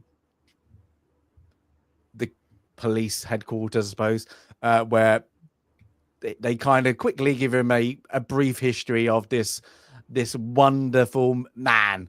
Without this, they would have been in disarray, like that. But there's isn't sitting right with John Spartan. He's just something's a bit off with him. It's a police hunch, he keeps on saying, doesn't he? But yeah, so with this, how are we gonna think this is gone? How are we gonna track him down? And the police chief comes up with a great idea. We just wait for another 187 and we'll know where he is in the city. Like, great plan. Logical, Yeah, if not yeah. a little evil. Yeah. But And I like logical. it. It's like, yeah, great plan. He's like, oh, he likes your plan, boss. Like, it's like, oh, it's funny. But yeah, so we get that. And then we get our San and Angeles city skyline. And of course, we get rolling up to Taco Bell. But before we get to Taco Bell, is the scene? Is this where they talk about the president? Just want to talk about. Is this the scene? The presidential library, The presidential Arnold library. Schwarzenegger presidential library. And actually, I think even earlier than this, because I wrote down some of these references, I think even earlier when they're in the police department, somebody says something, okay, Rambo. Yes, they did. That Yeah, was do you think you are earlier. Rambo? Yes, I forgot about that. And then this to Schwarzenegger and that he's become president. And yes. His movies were so popular that Congress passed the 61st Amendment so that he now, so that he can be president. So obviously, James, I'm not. I know you know this, but I'll just say it just for everyone: is that you have to be born in the United States to be president. Other political offices, you can't. You don't have to be born in the United States, but to be president, you have to be born in the United States. Also, we only have 25 amendments to the Constitution as of today. I think it's 25. No, 27. So sorry. I'm holding up my copy of the Constitution is next to me.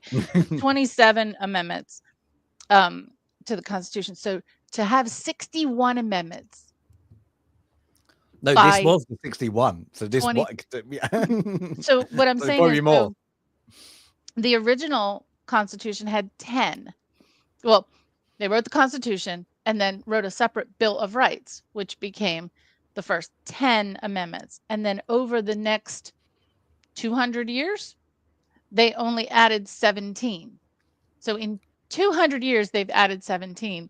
And according to this film, in another, 36 years, they've added another 30 some.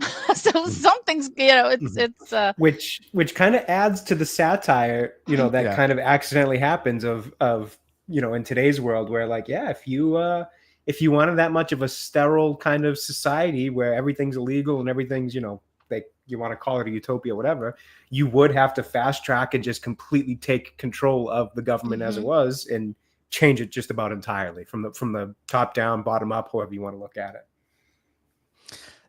I must say, I think if Arnie did run, I think he would get the presidency. He became governor. He would. Reference being Ronald Reagan, who was also governor of California, and quote actor, but he was an actor who had also been the president of the Screen Actors Guild and had, he was not a blockbuster actor as well. Yeah, he was involved in. He wasn't the kindergarten cop. No.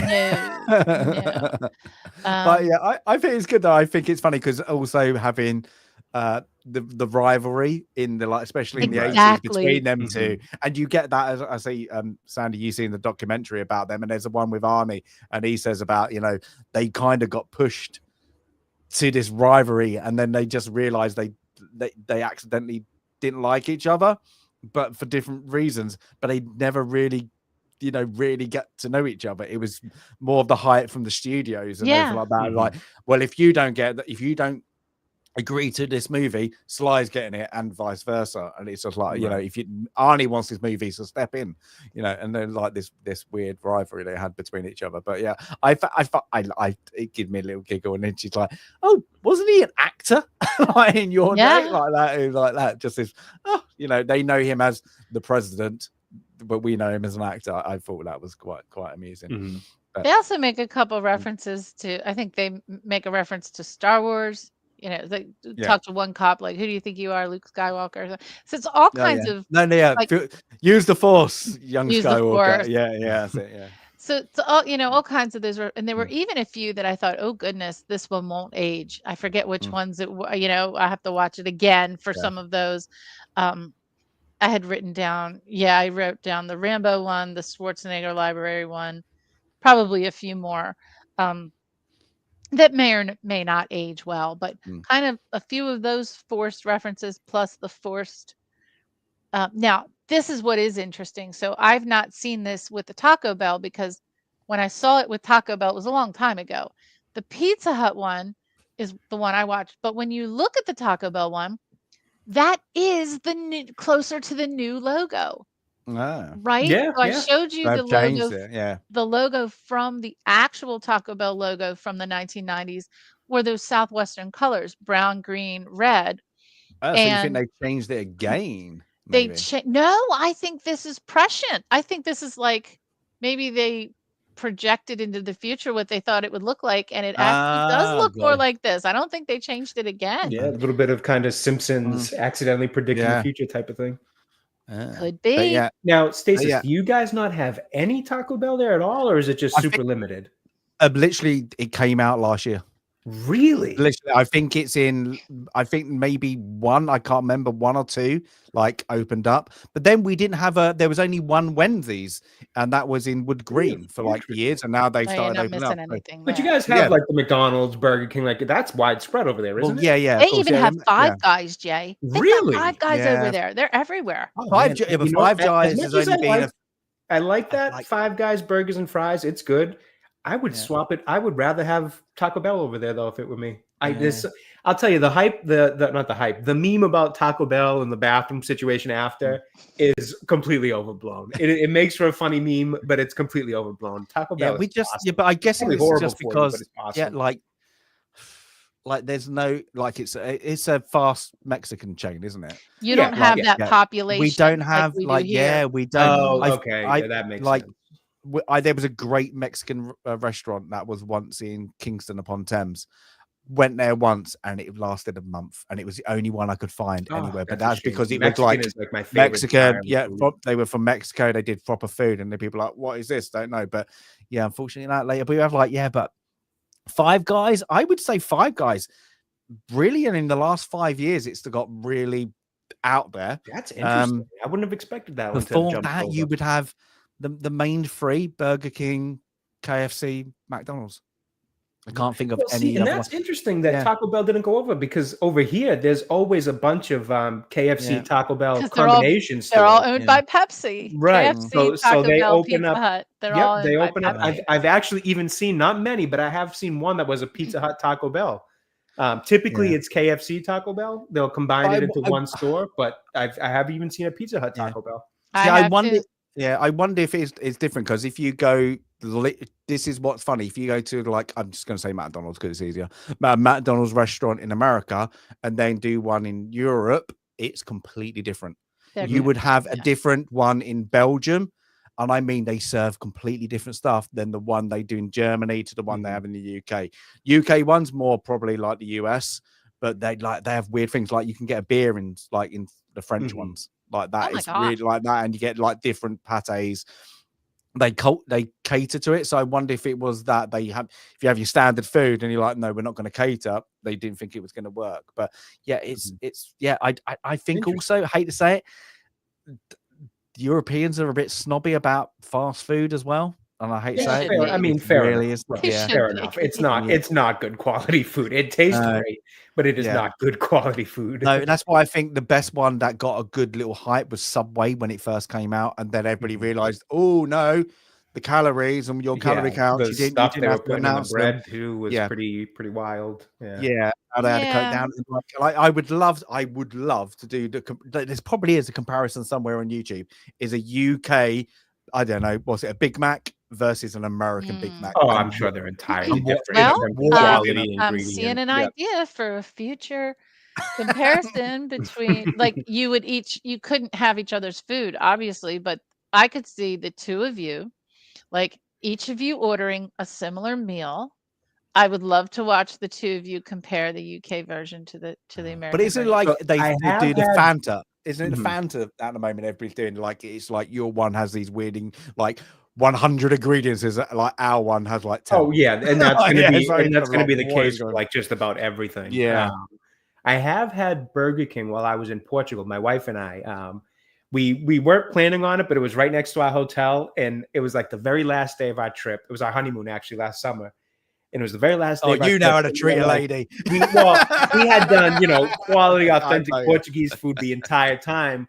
And it was actually, I was shocked because it was her who was like, because I'm a fast food eater here, within reason. I don't go crazy with it, but I do enjoy my fast food, my crappy meals.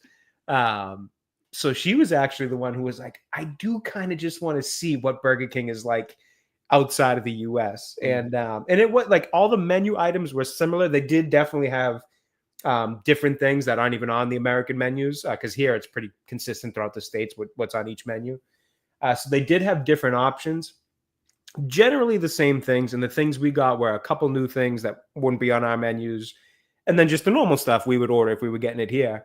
And the quality was just significantly different. It tasted like a real burger versus, the frozen patty stuff and all that we pump full of God knows what here. I So think I it's can like just the definitely say regulation. comparison. Yeah, well, and that's what it is. It's just the preservatives and crap that they pump into the stuff here versus over there, it's not allowed. So it did definitely taste, I will say better, but almost it's kind of was like maybe it just tasted different, and I couldn't really tell which technically tasted better, but it certainly felt like you were eating a more quality meal.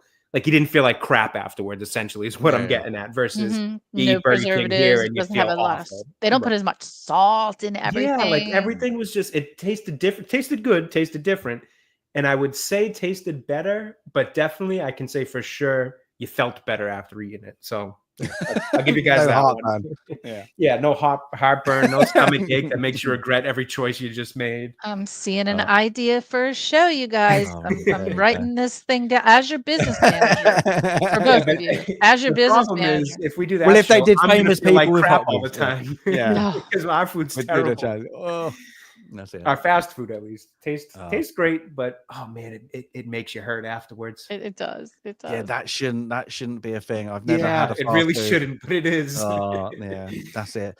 But then, like I say, like you do everything. Like we banned a lot of like the extra large. Like you could get and like that. Yeah, Your- I think some we of got your rid of foods the have been- yeah. super size. I want to There say we 'cause go. It's after the waste. after the It's super just a size me waste. thing, Yeah, that went to the wayside where they were like, all right, no more super size. yeah. You shouldn't need a 3 liter of It's like too much. Coca-Cola or It's something too like or much. Pepsi. And they get Oh. you with it too. 25 cents more. And then I end Yeah. up throwing out half the soda That's or whatever it is, the because like I don't need to drink that much Coca-Cola or Pepsi, whatever the hell it may be. I will say, if you catch me at Taco Bell and it's a Baja Blast, I will probably drink the 3 gallons of it, because Baja Blast is so damn good. What is that? So it's a specific kind of Mountain Dew flavor that's only at Taco Bell. Okay. They've now released it to stores, so you can buy Yeah, it. and it's all frozen. That is And good. it's so damn good, but it's like 48 grams of sugar or 46 grams of sugar per can, like 12 ounces. It is so bad for you, but it tastes so bad for good. you. It's If bad. anybody knows, like there's Dr. Pepper, of course, it's been out for a while, but that got banned for that with Mountain Dew, and Mountain Dew's just been allowed in the things. They were only allowed to be in the UK if they have a label on them that it might cause cancer.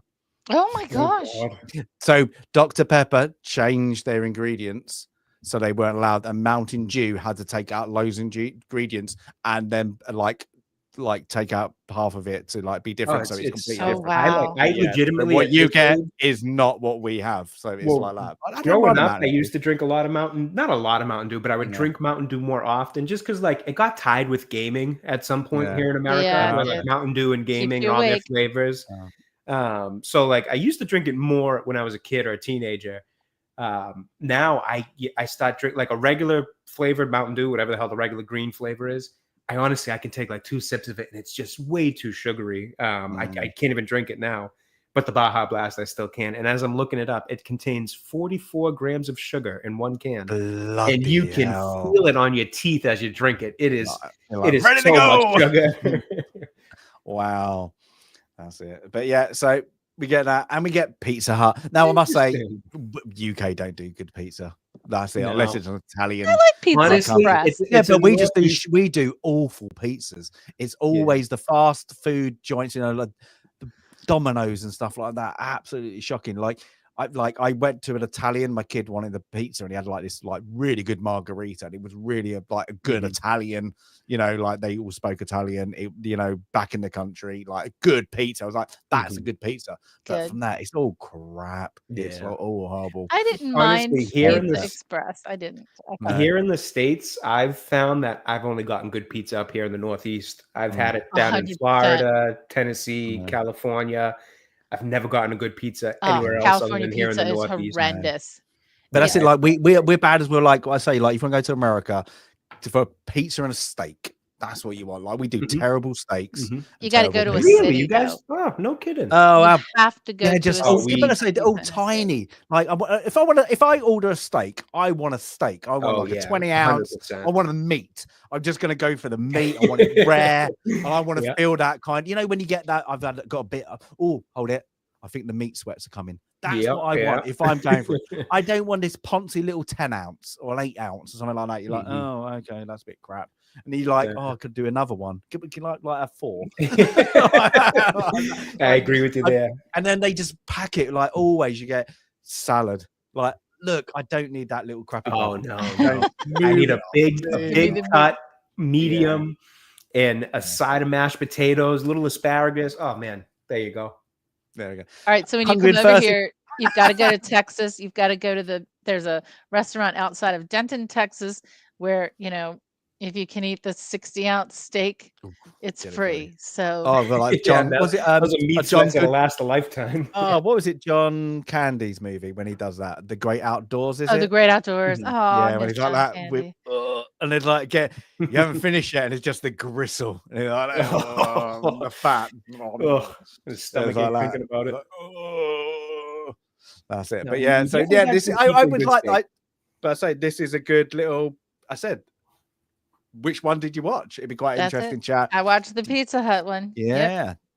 So yeah, and then we kind of go back into this. It's a posh. It's not. I'm guessing 100%. I know this isn't Taco Bell. What Taco Bell is now. No. One, he's They well, you do don't know have somebody- some nice ones called like the Cantina Taco Bell or something like that. Yeah. I don't even know if they still Yes. exist. I've only Yes, seen I one. think I was going to It's New not York fine one dining. time, and this was like 2018. Me and a few buddies were going to see a concert in New York. We drove there, and on off one of the highways, we were all starving, so we're like, "Oh, let's get something." There was this stretch of, we kept calling it the fast food autobahn because there was just like every fast food chain you could think of, and one of them was a Cantina Taco Bell, and it was actually, I wouldn't say fancy, but it was, more than the standard Taco Bell. Where I was like, wow, I think they served margaritas and alcohol possibly. I could I've be seen wrong on those as that, but I well. think that was something there. So yeah, it was a little bit more sophisticated, if you want to use that term. But yeah, no, definitely not this. Definitely no piano guys or anything like that. Now, what concert were you going to see? Ariana Grande? just It was actually it was for Halloween. It was Travis Scott out in Brooklyn, and it was a fantastic concert. Oh, nice. But yeah, we saw our first Cantina Taco Bell on the Cantina Taco Bell. fast food autobahn, as we called it, because there was just so many. Every single fast food chain you could think of was on that little stretch of road. I would love to go to a fast food joint and have someone singing jingles at a piano. I would love it. Taco Bell and O'Reilly's Auto Parts. You can't Yep, beat But I it. There we don't go. get why somebody didn't come up with this. Like, should we just take the mickey and actually do one like Taco Bell? Should we just have a rip Yeah, for it? just Like for that. fun. So yeah, Charlie Green Drive, some guy in the thing just playing the jingles in the corner. Like the thing is, nowadays, if this was a thing, how many them influencers would love this? Oh Literally, my if this God. was a thing, They'd be there in a literally would rip heartbeat. up. They have like food they can take pictures of. Mm. And then they'd have somebody going, Charlie, literally people would find it fascinating. So that's it. But yeah, they're all celebrating on this, like John Spartan things. They're all kind of having a little conversation about the society of like, he's like, it doesn't seem that good to me. And they're like trying to justify how bad it was.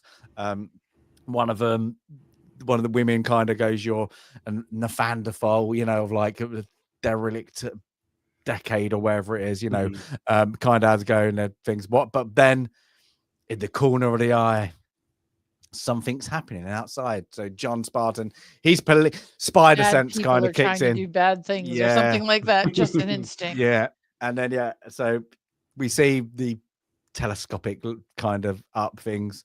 And of course, guy on a bike, must be bad. He calls for backup. And of course, this is what we saw earlier is Edgar Friendly's little heist to get some food. Unfortunately, they all dress like Mad Max characters. And it's what is it? This bit? What is it? Look forward to the last 2 seconds of your life, or something like that. Another corny line. And of course, there's a lot of one-liners in this movie. And again, he just kicks the crap out of everyone. So like that. But whilst he's happening, Edgar Friendly kind of having a look at who is this person, tells his lot to, get him.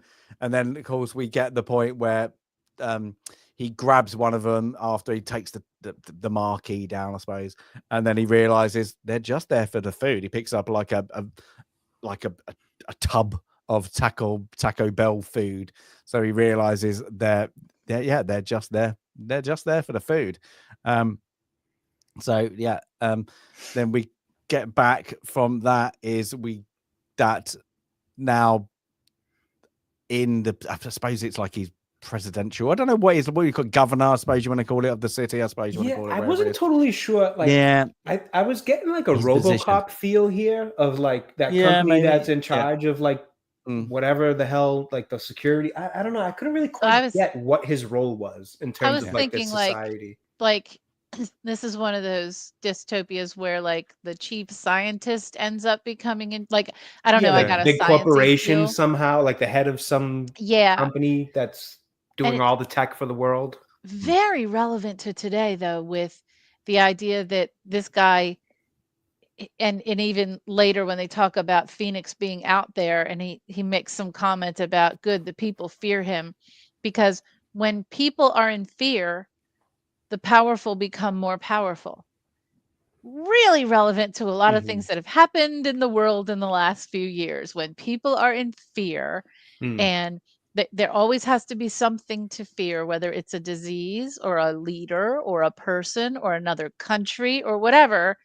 And then those with power can easily control and take over. And that's what this guy's doing. That's this guy. So whether he's like a scientist or some kind of corporate leader, because she makes reference to Cocteau Corporation created all the rehabilitation programs for the criminals.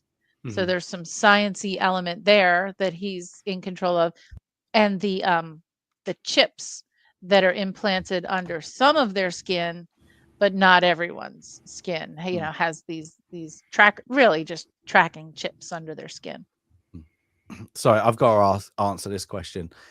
No. What are you? That's an easy answer. One, I don't even know, and I could have answered that one. Yeah. Oh my god, we just don't have to. Like, you can't prep anything because the weather. Come to Kansas City. That was it. Yeah, we don't do barbecues. We can put some sausages and burgers, and then people overcook the chicken or undercook the chicken. That is that is it. And that's something here you can't get good. I mean, you can get decent barbecue in the Northeast, but you can't get. You got to go down south. Yeah, you got to go. You got to be in Texas, North Carolina, Kansas City, or St. Louis. And if you're not in one of those places, you're going to get okay like we have a like you can find something passable. Yeah, but like even here, like even if you want to do a home one, you're not going to buy something like like $1,000 worth of barbecue, a smoker, because you're going to use it like twice a year, like, especially in the UK, like that, and so it's never good. And if you have our homes are smaller, our gardens are smaller than you guys, most of the things. So if you're especially in like the metropolitan areas, you're gonna have tiny. Well, since you actually mentioned like at home, I will say I've gotten better barbecue from people I know doing it themselves at home and like trying to follow recipes from that they get from people down south and things like that. I've definitely gotten better at home barbecue than any like restaurant that at least that I've found up in this area. Absolutely. Yeah, you get that. You get cornbread. You get collard greens. Mhm. Good homemade think- mashed macaroni. We're and cheese. definitely making chat hungry I today. let me know. tell you We're that. not getting all this food talk I haven't eaten today. yet today. Yeah. And again, Oh. while Stasis Geeks channel is not sponsored, if Pepsi Corporation is listening, I'm your gal here, because also I was thinking of the barbecue place near us, Mission Barbecue, which is owned by disabled veterans, by the way. It's a really no great kidding. barbecue place, but also a Pepsi place. In America, restaurants are either Coke places or Pepsi places, and of course I gravitate toward the Pepsi places. Here we go. And Mission Like, Barbecue is a Pepsi place. Sorry, about Pepsi. I'm going to go right off things. Nobody believes me in the UK, and I'm sure it was a thing. Otherwise, when I was younger, somebody influenced me, and I was like taking the piss. Pepsi Clear. Yeah, that was it a was thing. a Yes, thing. it was a Was thing. it Yes. Crystal Pepsi? Here? Absolutely. Is Crystal. that what Yeah, we called it? Crystal used to- Pepsi? yeah. I think so. Yeah, Okay, and I was like, and it just it was a disappeared, didn't it? disaster. It was a Yeah. disaster, but That was, I I think, used to just like it. I before used to my like it. time, because I remember there was a series of shows really Yeah. short. that used to be Nobody on when I played, was younger like, called like membership. I Love the 80s, I Love the 90s, I Love the 70s. Yeah. And I remember Crystal Pepsi being on one of those. I want to say maybe the I Mhm. Love the 80s episodes. Because there was that other one. Was it Zima? Or there was another Oh my weird God, drink. Zima was alcoholic though. Oh, was it? Okay, because I remember It that one was. being on one of those like shows, 9-year-old. too. I never had that. It was long gone by the time Jay, I how was old even were you? born. But I remember Zima being another thing, or something like that, being on one of the Zima other was episodes too. For some reason, those super two stood sweet. out to me. It was like drinking like a Pepsi Clear, but it was super sweet and it was alcoholic. It was in the days when all those wine coolers were out and about. Mhm. I didn't like it. It was awful. But Crystal Pepsi, I don't mind cherry Pepsi. I don't mind that. I don't like any flavored ones. Yeah, I typically go just normal. See, I'm like you, Sandy. I prefer Pepsi over Coca-Cola. It's my I do as well. I'm a Pepsi person. okay. Well, this is why we're friends. Girlfriend is Coke though. Yep, my wife is the same way. I told her the other day, oh, I'm there you like, go. I swear Pepsi is my go-to. Yeah, She's I'd like, rather that's have the a Pepsi, craziest thing yeah. I've ever heard. I'm like, no, The one I love it. I did see, I would like a new mango and Pepsi, and I was like, oh, No. not sure I feel Yeah, like that. I tend to stay away from the flavors. I Yeah. actually, as I've gotten older, I've switched to diet too. But when I was a kid, you couldn't pay me to drink diet sodas. Yeah, But I've switched to Diet Pepsi. That's my favorite now. I don't we know. don't have. I'm rare. I'm going to sound really poncy now. We don't have any fizzy drinks in the house or any cordial. We just have Twice a That's- week for that's me. the best way to do it, Yeah. honestly. 'cause Yeah. if it's I in my ju- house, I- I can't yeah. help but drink it. Usually midweek, I just need to come home from work on time and just have a Pepsi. It's Yeah. like twice a week. And the No. little cans are great. The little 8-ounce cans Yeah, the Yeah. mini ones. are Yeah, fantastic. unless I'm out. Like if I'm a restaurant, might alcoholic, but lunchtime maybe a Pepsi. Otherwise, I don't have anything. It's just all water. Yeah, that's the right way to do it. We We honestly. are yeah. healthier. That's kind of my than mix. our My mix ancestors is were. it's either water or Pepsi. But Yeah. definitely, I think that's if I have because in the of, house, like- too much Pepsi. Yeah, I think I've just been like, because when I was younger, everybody like who was into soccer, like they were like, all the family were like, you don't have any of that crap Mhm. in the house. If you want to be like No. an athlete, you just don't have it. So Right. like, that's like, Fair enough. yeah, it's like I think it's like them being in the military. Yeah, it's just Mhm. it's routine, isn't it? You kind of get like that. So, but yeah. Cool, but yeah, back to non-food Yeah, related. we are just doing a Get ton of Yeah, product make placement today. everyone hungry here in chat. Sorry. Everybody's like, how much is they're getting paid for this review? Amazing. No, yeah. But yeah, so now we get I do like this. Lights on. No, I've changed it. Illuminate. I literally, if I had a voice control, you can get voice controlled lights now, can't you? Oh So yeah, it- Google I would be- Home. They'll do I it would for do you. it. I would change it. Deluminate. Only because of this movie. I would have to change it. I wouldn't put lights on. Well, it would be Harry Illuminate. Potter. It would be Lumos. It would be. Lumos. Yeah. Oh, yeah. Mhm. That's what I would do. Lumos. There he Mhm. is. But yeah, so he kind of tells him again, this is where again it shows his naivety of one, getting a criminal that is nasty as Simon Phoenix to help him. But Simon's come up with a plan. I need some help. So I need to get some more people defrosted. So I need because John Spartan's here. I to get Edgar Fredley. I need to start defrosting, and I've got a list for you. It's what's a bit stupid. So then, we go back, of course, from that back to the John and what's her name? Alina Huxley, Alina. They're going back to their domiciles. They call it domiciles. Domiciles. Domiciles where her room is all kitted out with the 90s gear from the 80s and the 90s. She had to use all her credits to get all this stuff. Yeah, and then she's kind of tells him there's been a scientific study that shows the influence between violence and sex. And would you like to have sex? Now, I'm going to say something because I had one version of this, not the sex, but John had been in cryo prison from 96 to 2032. And he's still married. Now he does say there's one scene where he in the restaurant, the Taco Bell, that he remembered everything. He remembered he didn't feel so. He still thought about it when he was in cryo. Yeah, but in this scene, he's only been out a month, and he still would be. He just found out his wife is dead, or let's say maximum a month. It's not a month, but let's just shit it out there.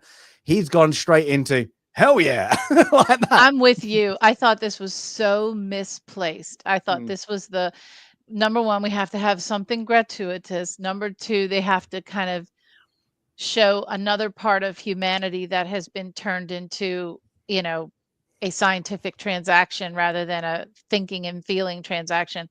But I'm with you. Not only is he still has to come to grips with his wife being dead, but he has a daughter that may or may not be alive.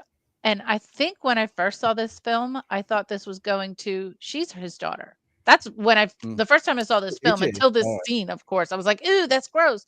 Because, and maybe the years didn't add up. Maybe I wasn't thinking enough, but who knows? It's been 36 years. That could be his daughter. Because she's so like him. And, they were, because she was studying that era, but she was kind of, they had a connection. They had a bond. It did not feel like a romantic bond at all at any time in this film. No. Now he's a guy, so maybe like, hell yeah. But you're right. He lost his wife. He seems like a feeling person. I don't know. I'm not a guy, but this didn't work for me at all. Yeah. Now, I don't know how people feel like if somebody says, do you want to have sex? And the girl brings out a massive box of toys. Yeah, I can go one of many ways. What's going on here? But the toys, of course, aren't toys. They're headsets. So, she's put this on.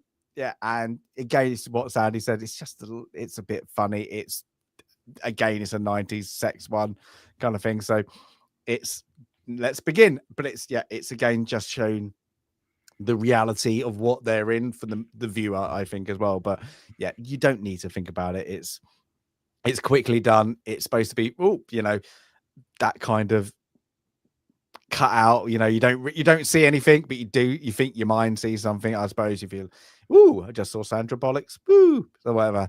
But and then he cuts it off. She says, why, it's very weird. I hate to say it. There's going to be, well, if this was the a thing, exchange of fluids. Ew. Yeah. I could have done without this whole part. Yeah, this whole line didn't work for this film. Now, I'm surprised, though, this technology hasn't been invented, because I can guarantee this would be a top seller. Well, unfortunately. With VR helmets and the things you can do with those things, it's not too far off. Yeah, but sensory overload and all that, it's not going to be far, is it? People going, I'm having sex with somebody in LA, from UK or, whatever. It's going to happen. But sooner rather than later, most likely. And possibly Highlander, possibly 38 seconds. I know that reference. Got that one. But she tells him afterwards, that once he tries to kiss her, get out. So he goes into his domicile. Is it? What is it? Was it called? Domicile. Please leave my Domicile. domicile. But he goes in, smashes through, forgets to turn on the lights, goes into the toilets. This is where we see him. I still don't get it, Jay. I still like just. Yeah, I'm telling you, scoop, fling, and then hope. What is the third then? Shake. I don't know. I want to add a 2 shout now. Scoop, fling, shake. Oh, that's it. Yeah, that's it. But again, it's a great one because he goes. At least it's that kind of shell. Like Highlander just put conch shells into chat, so at least it's those kind of shells, not conch shells. Because if it was those, I don't know what the hell you do with them. Yeah, but yeah, it's a good because he goes, I don't know how to use the seashells and takes the mickey out of it. Yeah, and then of course we get a booby scene, and then whilst he's unpacking, he gets his rehabilitation engineering kind of thing, and I like how he just goes straight. He just starts going in. He's just knitting away. Yep, and he's just doing it without realizing what he's doing there. He's knitting what you would say is a jumper, but that was a sweater for us. That's a sweater. That's a sweater for us. Oh, that is a sweater? If it's knitted, it's a sweater. Jumpers, machine on there. They're tight to knit. Knitted sweater. It's that technical. Oh, I did not know. Okay, it's that technical. Do I need to go and get the seamstress? Well, I didn't have mean a that to my girl. seamstress Yeah. handy. Yeah. You are blessed with technical skills in your family that can answer those questions. Yes. There we go. Phone a friend, that would be. Phone a girlfriend. But yeah, so he's whilst he's doing the knitting, he's reviewing the CCTV footage, let's say in normal terms, of the encounter of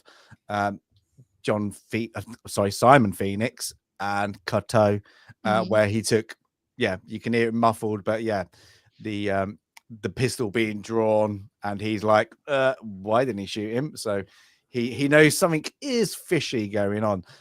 So the next day, of course, very well done sweater. I must say, to do that in a day, he gives that as an apology gift to Lena Huxley, and they get into the vehicle. And she's truly impressed. Yeah, she's very impressed with his handiwork there. And then, of course, he then kind of questions, how comes I can, I've been, all I wanted to do was knit.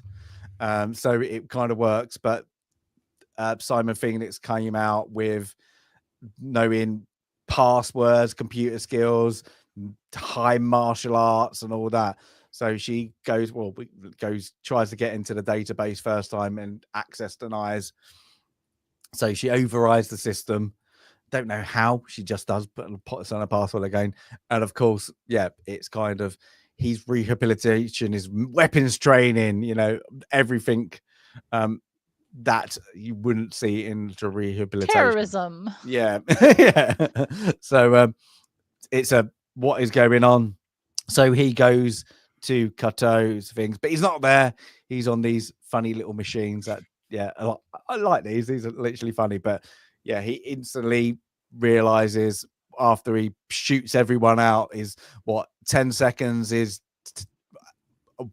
half a second to, half a second is 9.10 or whatever it was, seconds too long for Simon Phoenix to shoot you in the head, to be able to shoot you. Yeah. And then of course his little minion kind of gives it away that he's in the next room, puts a gun to his head, and then kicks off things. Now at this point, look, the chief would have taken him away. Like they would have been like, no, you're out, you're off the assignment. Let's say that. There's no way you just let's say he's a governor or whatever, like he's gonna let him carry on his duties. But he goes, let's go and find Phoenix. So he realizes, the only place that he could be is the one place the police don't want to go, and that is into the subterranean, I suppose, underworld. To the scapes, underworld. So it gets down where they're all, dirty dozen. Everybody's like, it's all a bit industrial. Everybody's but again, I have to say, because they all look like they're wearing something off Mad Max too. Yeah, it So does. that's it. Yeah. And then, of course, oh, what's that smell? Oh, yeah, I love that smell. I knew it right Now- away. It was meat. yeah. Like you Yeah, know, because oh. he mentioned it. Now, I will add, chat, I did ask what kind of burger. It was either a female aardvark, a banana, a rat, or a Czechoslovakian traffic warden. Now, if anybody's clever, they can tell me what those other 3 options were from. But it was rat with 56%. So that other 3 options are actually from one of my favorite TV shows of all time. I'll let that hang out there. But yeah, so she got 1, they don't have tweezers down there, and they have rat burgers. I wouldn't say that, but yes. This is a tough looking chick. Let's put it that way. She's hard looking. Yep. But yeah, so he burger. What do you call it? He doesn't call it a beer, does he? Sylvester. No, he doesn't know. He calls it Snipes. I can't remember what it's called. They call it. I can't remember I'm what not they even call sure, it. honestly. They call it something else. But it's like, oh, do you want something? A brew, I can't maybe? remember. Did you say brew? Yeah, it's not brew. It begins with an S, but it wasn't like a sip. It wasn't like, it was like a slop or something. I'm not too sure. But yeah. I thought he said cerveza, the Mexican. Yeah. Cerveza. I think that's how he yells it, but then when he talks to the other policeman, he's like, "But do you want this?" That's it. But a swill? Did he say swill? Yeah, maybe swill. I can't remember what it is. But yeah, he's kind of, oh, this burger's great. And then she's like, "Can you see any cows around here?" And he's like, "A ratatouille," the kind of thing like that. So yeah, a rat burger. Rata. Okay. She says rata. Rata. Yeah. So. And then he's like, "Oh well." Yeah, I liked it. Oh well, best burger I've had in years. He wolfed it down, as they say. Yeah. So but whilst they're looking on, of course, Edgar Friendly comes up on them, draws his weapons, get over here. So they're having a little showdown of like, Edgar is kind of, "You're not taking me on." He's like, I do not care who you are. Like, what are you talking about? So yeah, like that. Yeah, they're having a little bit back and forth. Like, "You're the guy from Taco Bell." She kind of like, and then he comes up with this like great speech, Yeah, that's quite good. I want to. I like free speech. I want to be able to do that. That was great. I want to rub Jello over my body, read Playboy, smoke Green a Jell-O. cigarette, whatever. It's it's literally everything. And he's like, that's what I want to do, just in case. And it's just a great thing, and it's very modern day by accidental. People unwillingly sometimes by the different things giving away their freedom, to be the people upstairs are controlling them. And I think this is quite good, where they just want, you know what, I just don't want to be told sometimes that I can't cross the road here. Or it's something like simple like that. It's like, I'm not doing anybody any harm. Just let me be myself. If somebody wants to have a Jello bath, have a Jello bath. If it doesn't hurt anyone, eat the whole lot if you want to. But I think that's a good little pick on society, where it's coming from. I thought it was quite a very good little speech. And so but while we get that, is Simon Phoenix has got his band together of kind of, what's his name? He's in Predator. And he was I think he was a governor as well. I don't know. I'm looking on my list. I don't know. I don't think he says any words in this movie. He's the one who kills. Spoilers. Kato. What is his name? Jesse Ventura. Oh my God, that is Jesse Ventura. Yeah, and I'm sure his name in the list. Yes, and I didn't even recognize him. And I didn't even look for him. I didn't even look for him in the film. Yeah. So he I'm sure he was a governor, or he was something, wasn't he? Like, no, he was. Yes, it was some governor area. of Minnesota. He just actually started doing more work with the WWE for. They brought back this past year. Well, maybe not brought back, but they've more frequently brought back these Saturday night's main events in the WWE. I'm a wrestling fan. Really? For those who don't know. So they actually brought back Saturday Night Main Event, and they've been doing it more frequently this past year. And he's come back for a few to do some commentary and all that. Yeah. Yeah, there we go. I just didn't even. There you go. There he is. Literally didn't recognize him with the no hair or anything. Didn't recognize him at all.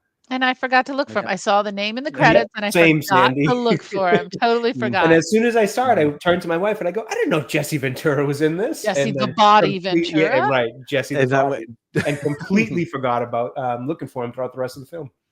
There you go. For a little role, he gets like early title credit. Yeah. But yeah, he does. I don't think he says anything in it. Or if he does, really. Just giggle. Yeah, they must have been. Yeah, him and Arnie and Sly must have been all close knit friends because they put him in movies. But you're like, that's a bit odd.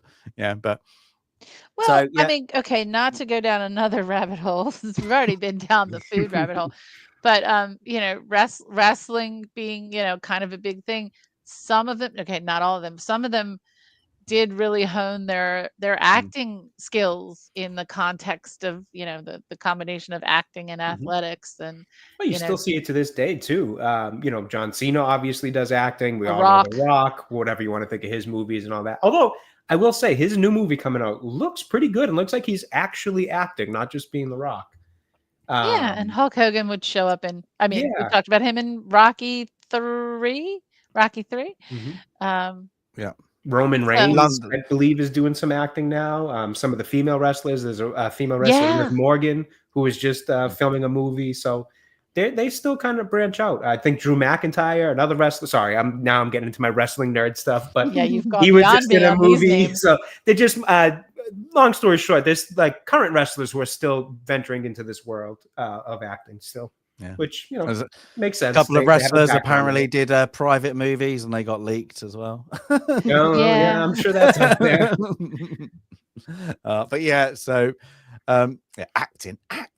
Yeah, how they do acting? It's all real professional sports. It's all totally real. Oh my god, I'm getting sucked in though. I must say, talking about that. There's because they have their own channel, don't they?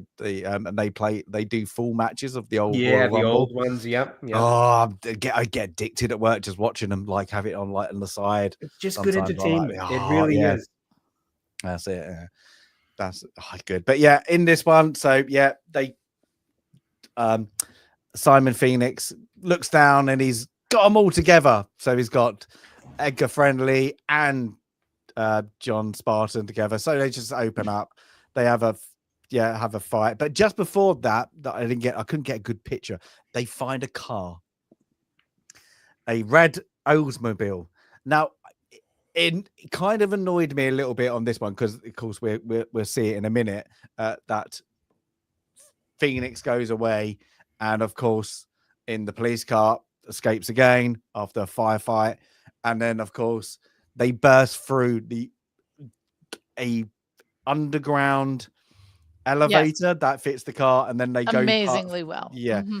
But also, this car is from the 1970s. And somebody's been maintaining it. And as you Americans say, put gas in it. Wow, and it still drives. Yeah, no, but you guys call it petrol, right?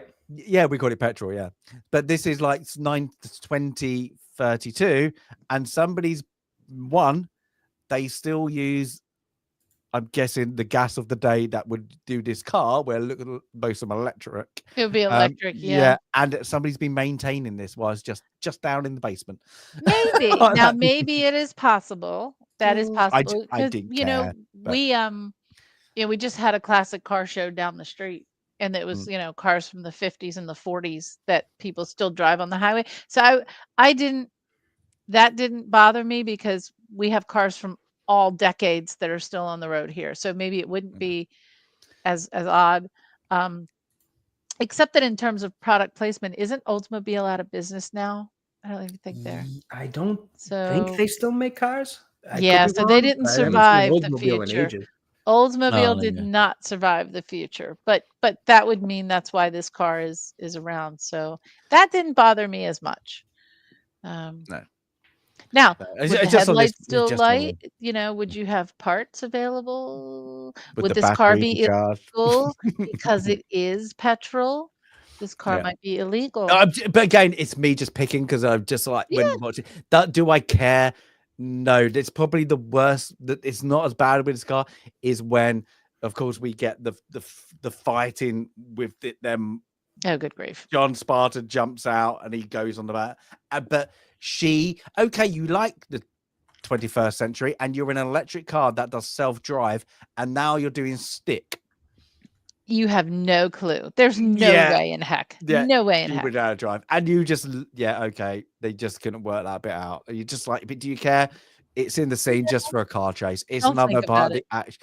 Yeah, don't think about it. And I, little bit of a niggle. But yeah, it's just, again, it's a car chase because we haven't had a car chase yet in this action movie. So it's just there for there. And how do they play on it? Phoenix gets away yet again, but he's destroyed the mechanics of the electrics of the car. But yeah, I do like. I couldn't get a good photo, but the foam when he actually does crash, like the safety foam that kind of comes up, and then encases him into like an igloo kind of moment. That's pretty cool. Now I think yeah. that does exist in some. Yeah. In some respect, not in cars maybe, but it's somewhere. I feel like that's not too far off, or I've seen that somewhere. Yeah, like full impact. It would make sense, like just in case everybody said they can't move. Oh yeah. But yeah, so now we're coming up the stretch. So for some reason, they're all banding together now. So Edgar Friendly with the guy, the other policeman, is now ready to do the fight. He's converted. The Benjamin Bratt guy. He's with them now. There we go. Yeah. Angel Rodriguez. They use Garcia. Angel Garcia. And I believe he is in Miss Congeniality with Sandra Bullock as well. Yeah, he is, because my wife pointed that out immediately. And my girlfriend pointed it out immediately. She was like, immediately. He's in the same movie. He's in the same movie. I was like, really? She was like, yep. I was like, okay. Oh, so Miss Congeniality might be a partner pick coming up. But yeah, and by the way, credit to Sandra Bullock. She has not aged at all. She looks phenomenal still to this day. Just like I think she's a better actor now. She's such a better actor now. Yeah, for sure. That as well. Her acting has definitely improved. But one of my worst movies of all the time going to see the cinema was the movie The Net. Oh, absolutely dreadful. I don't even think I remember that one. Yeah, it's the only movie I've ever fell asleep to at the cinema, and that was it. And that was me struggling. I was like, "Wow, that was decent, kind of random one." It was like I think it was called Numbers or something back in the day that I remember watching. That was a cool thriller or something. But I also don't remember a single thing about it. I just remember watching it and walking away liking it. Yeah, she was like at the time she was I suppose like the buddy to it, isn't it? Like with Speed and all that, wasn't she? Yeah. Oh, that's right. Yeah, Speed too. Yeah. I like Gravity. I really like Gravity. Oh, do you? I hate that movie. I really don't like that movie. And I really like space movies. I don't like that movie. I hate the beginning bit.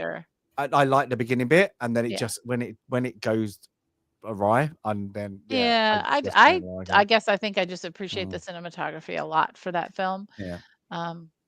And Clooney doesn't last very long, so I'm okay with that. So. He does. He's out there somewhere. He's out there somewhere.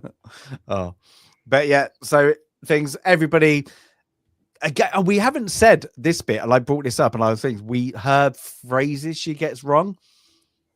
Like she does take this job and shovel it. Yeah, so she actually does like a Biff out of Back to the Future, doesn't she? Yeah. Moment, yeah. And then, so it's like, let's go and blow this guy.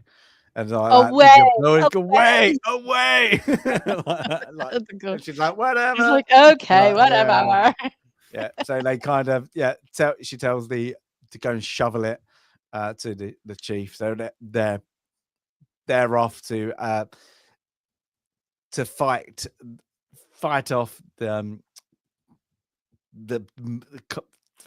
Phoenix and Kato thing. So they go into things where Phoenix is now waiting. He's been waiting there with the him, and he's if I help you out. I want the whole East Coast or something, all the coastal states He and all wants blah, all blah, the blah. cities on the Yeah, West all the Coast. same. He said, Or "Oh, West Coast, that's it, West yeah." Coast. And then he kind of gets annoyed because he's preaching, like, and Simon Phoenix doesn't take that crap. And I like it because now I got something in this movie that I never got before, because it wasn't a thing until Tom Hanks did a movie about it. And now I get what he meant by an evil Mr. Rogers, because we don't have Mr. Oh, Rogers. So when he says, "Oh, I know who you remind me of, an evil Mr. Rogers," and they go shoot this guy. So that's when Jesse Ventura, don't even know he actually has there he is. a name there. Yeah. Shoots him away because Phoenix he's programmed that Phoenix can't shoot him, but everybody else can, and then they quickly throw him on the fire. But that I was like, who's Mr. Rogers? Like, in the 90s, you can't look it up. But it's now I get that. What Yeah, that meant. there are probably other ones that, like, again, I was wondering, like, do other people get these? They were all over the place. These little references were just all over the place. Now, James, when you see Dr. Cocteau, how he dresses himself, did that remind you of anything from maybe a series that you've been catching up on recently? What, He's Galactica? got a Baltar look to him. He reminded me of Baltar from Um, Battlestar Galactica, just the neckwear and the way he if you looked. put, I suppose so. Yeah, a Just a little little bit. bit Yeah, like if they Baltar. put Not like a that bit more blue and stuff on him. Yeah, yes, that whole blue, his yeah. uniform, and that's what I never understood. Let's not go down the Galactica path, No. but we love Battlestar Yeah, I Galactica. don't know why they did it, because it's very like with the long robes. It's Because very other people didn't Asian, dress isn't it? that East way. Asian. No. And that's again why I thought maybe that was an indicator of being like scientific or a Yeah. thinker. And again, using the word Cocteau for his name is like a kind of a big philosophical thinker, like a polymath kind of person. So I don't I'm not sure, but he No. dressed distinctively from what other people were dressed. And I don't know, we didn't see his footwear, but I can't imagine him wearing No. flip-flops and socks together. Yeah, but and this one is wearing a sofa. We find out later, or couch. Don't know anything they call it. Yeah, but he's he quickly turns sides. He's like, I'd be happy to support your administration. So and then he goes, police are here. So lucky enough, they've gone into the riot bit. They've have a fight. Now we actually find out she can actually fight. She does a good roundhouse kick and then picks up a pistol. Yeah, because she's been and she was watching good. Jackie Chan movies. That's how you Yeah. learn how to fight, by watching Yeah. movies, by the way. And I always think, like, when you've got your chance, you ain't got any words, you're gonna die. You just got to act and die. This is the worst death, and I brought it up here. You watch it again. How he acts when he gets shot is one of the worst acting ever. It's like, oh, like makes it more comedic. I don't know if they put it there, but like you can tell, like it was like how she acts. It's her first course. Killing in line of duty, I suppose. So she's very, but of course they get back. They still got the glow rods. He fixes hers and then knocks her out. It's like he knows, it's me versus Phoenix. It's like, I don't need any. I'm guessing, I think he does it not to get her hurt. He I knows think it's so. dangerous. Yeah. So we get to that where now they're back at the cryo lab because Phoenix's plan is to all the dangerous criminals. I want to defrost them. Let's put it that way. So he's little now matey. I don't know if he's got a name. What did we say his name was? Did we actually work it out?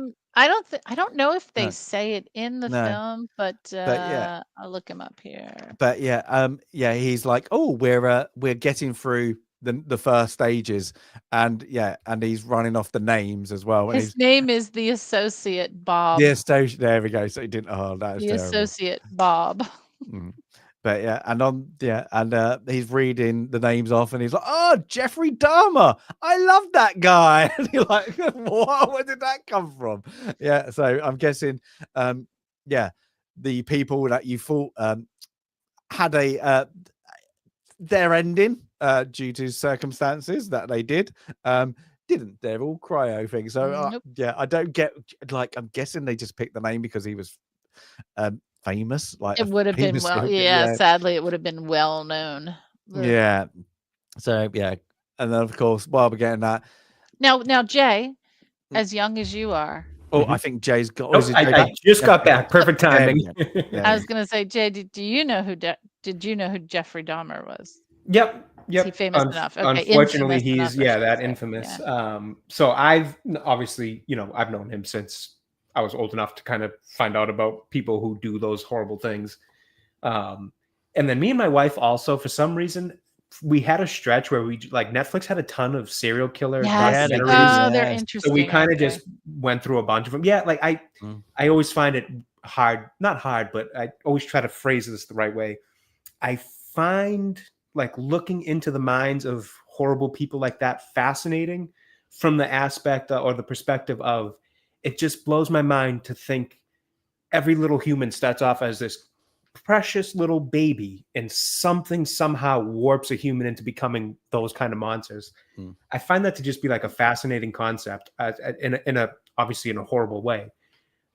So we've gone through, quite a few of those documentaries and watched the show Mindhunters and things like that. We were on a weird like kick of like just watching whatever Netflix had. I like that. That got cancelled, didn't it? Yeah, unfortunately, it was pretty good. Well, I liked it. It was leading up. Like I was like, "Oh, this could." Yeah, this it was. good, It was a good show. I liked it. Sorry, I'm just kind of thing. They set it so it looked like how it was shot and how it was. They were playing up with like a serial killer type like X-Files kind of thing. It could have just kept on going.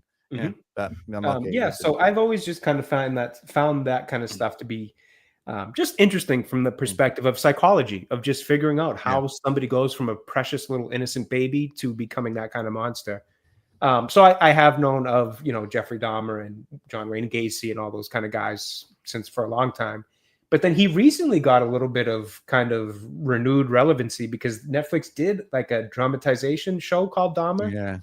I didn't watch it just because I kind of missed it. But I remember that being super popular. Like people were dressing up as him for Halloween. And it was kind of like, ooh, that's a little weird to do. But I can't remember if it was that one or there was a movie as well that they were like they dramatized it, but they did it in like a romantic kind of way. And well, there was a Ted Bundy one that was with Zac Efron. That was was it? That was that? Yeah, Ted Bundy. Yeah, that one was. I know they got backlash, didn't they? Yeah, because they cast Zac Efron. I don't want to say they glorified it because they didn't, but I don't know. They did do that. I did watch that one. It was like Unspeakable Horrible Events or something. I can't remember what the name of it was, but they did do it in a way that felt a little weird, to be honest. A little too sympathetic. Yeah, like it was done in a way that was too weird. Now I didn't watch the Dahmer one, so I don't know anything about it, how they did that one, but I do remember like it being a hit in terms of a Netflix show and people like dressing up as him for Halloween. I was kind of like, yeah, that's not quite the same as dressing up like Leatherface or Freddy or Jason. This is a real thing. So little insensitive, but people are going to do what they do. But yeah, so long story short, yes, I am familiar with, unfortunately, Jeffrey Dahmer. Yeah. But yeah, so in this, we get John Spartan again. We got our next showdown is in the cryo prison. So I don't get like he puts his beret on. Okay. Like we got it at the beginning. I didn't see that as like a Batman cowl. I wasn't sure how that kind of came back. Like, oh, this is my missing piece. Yeah. It did feel a little odd. I feel like it was like him saying, I'm back. Like a real cop. I'm a real cop now, I'm back. So yeah, he storms in, of course. Phoenix is being Phoenix, using every trick that he knows to get around him.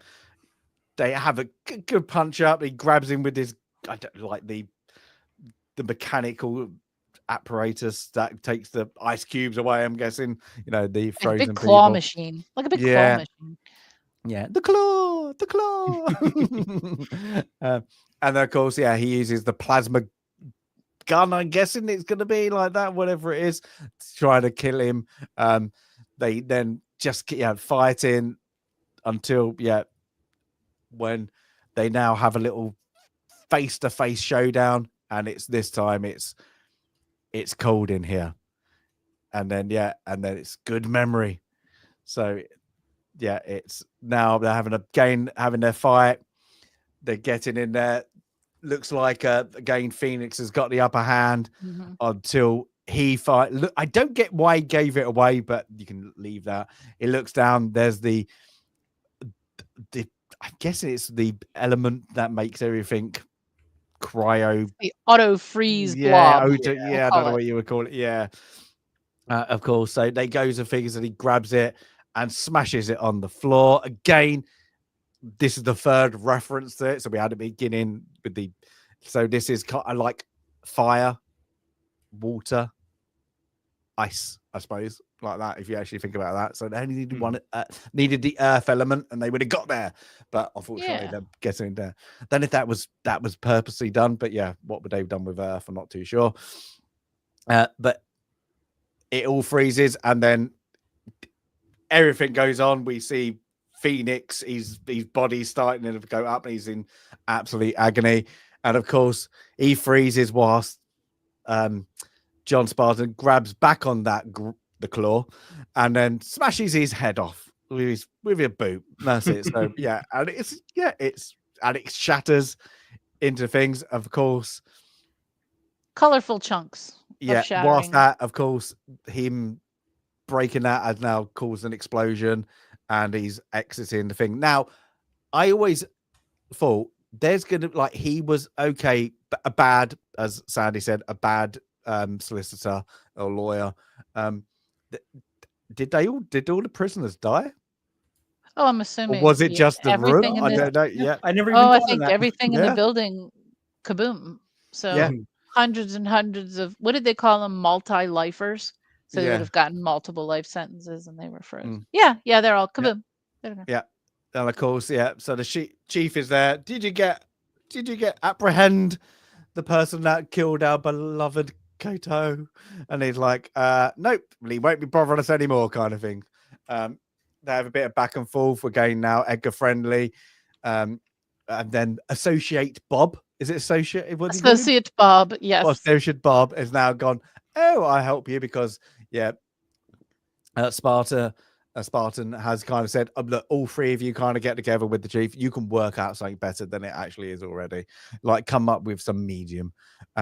So he apologizes for knocking Huxley out. She's like, that's okay. And then he grabs her for a kiss.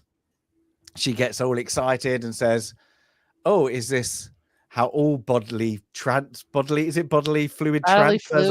Yeah. And then she then grabs him for a kiss. And then again, he's like, yeah, I'm going to like the future now. And that's pans out things. Now, this was the time, he loved the ending with a kiss with a his leading lady, like he did it in Judge Dredd, and it was was it needed? It wasn't. It was just to finish the movie, and then of course you just see the burning building in the end, and that is the movie. So of course this was my little our first person pick, and I think Jay, you weren't here for it. I just did it because it was good cheese, a good cheesy bit of fun. You do not have to use your brain. You might overthink things, and we did the breaking down the movie, but do I care about them little snippets? I don't care. I really don't care for this movie. It's just a little bit of a fun ride. Is it like groundbreaking? Oh, you need to know about this action movie? No. Is it a good recommendation? Yeah, because it's just a little bit of fun. I'm going to quickly go my thing. I think everything's subpar. I think everything's good. I think the concept makes you talk about it, with the concept of the future. And of course, we're catching up to it. I think it's like that. It's just a little bit of fun. It's not groundbreaking. I would probably score it probably a 6.5, 6. It doesn't need to be anymore. It's just an action movie. It's a fun ride. I would watch it again, and I would recommend it to people because it's one of those ones where you just go, I like that movie. That was fun. And then you can just move on and don't have to think about it. If it comes on, you'll probably watch it. If it doesn't, you don't know, go, oh, I really adore that movie. I think it has good talking points onto it, as we have spoken about with but most of the talking points are fun. It's not, what is it, like psychological, as you said it, thing by using your word, like you have to go deep into it. It's just a bit of fun, like the concept of the free seashells and all that. The morality act is like getting that things. It's just showing you how the future, if you go a certain way, needs to be brought back. And it, like, you see it now. You get other ones that have gone, what the future could be if people take over. Like, I suppose, like the darker side would be Handmaid's Tale. This is kind of the lighter side got brought in because they brought, a caveman back, things like that. And I think, was it what's that one, the Hollywood one? Is it a Hollywood Man? When they bring the caveman back and things like that. It's just Encino Man. Casino, yeah. Encino Man, yeah. Yeah, it was different over here. I think it was called Hollywood Man, or something like California Man. Because Encino's a neighborhood. Yeah, in the that one area. with Brendan Fraser. That one? Yes. Okay. Yeah, Pauly Shore. Yeah, but that's it. It's just that is what would somebody do? And in this, of course, the person is Demolition Man. How does he save people? I blow things up. Most of the times, something needs to blow up. So I just loved it. I just loved it. It came on my radar. And when I got action, I was like, you know what? I just kind of want to watch this. It's just a bit of fun. It's a bit of cheese. So that's mine. Very simple. Is why I picked it and why is that a score. Yeah, fair enough. Who's next? Who's next? I'll go if you don't mind. So for me, honestly, this isn't a long review because there's not much to like pick apart as if this was, I was going to say Grammy, an Oscar type of movie. I love the Taco Bell references in this because, as I said earlier, this movie reminds me of Taco Bell in the sense of, there's Mexican restaurants that are 5-star restaurants that are unbelievable. That when you go there, you're going to tell everybody you got to go there. It's the best thing I've had in God knows how long. And then there's Taco Bell. That's just way down the list in terms of Mexican food or Mexican styled food, I should say. But it's still damn good. And this is that for me. This isn't an Oscar movie or anything like that, but it's also not trying to be. It's just trying to be something fun, something action, something a little cheesy. And it does all that. So I enjoy this movie. I think it's, and if you're going, technical aspect and all that, and you're putting it on a standard that it's really not trying to hold up to, yeah, it's probably like a 4 or a 5 in terms of filmmaking. But in terms of enjoyment, just a fun ride and something I would recommend and watch again. I give it like a 5.5 or maybe even a 6. I'm not entirely sure where I settle on it yet, but it's fun and it's a recommend. And again, I can't use the Taco Bell analogy enough. Is Taco Bell something where I'm telling people, it's the best, you got to have it, you got to try it? No. But if anybody starts talking about Taco Bell, my eyes will light up because I'll be like, oh, dude, did you ever try the Doritos tacos and all that? It's just that type of thing.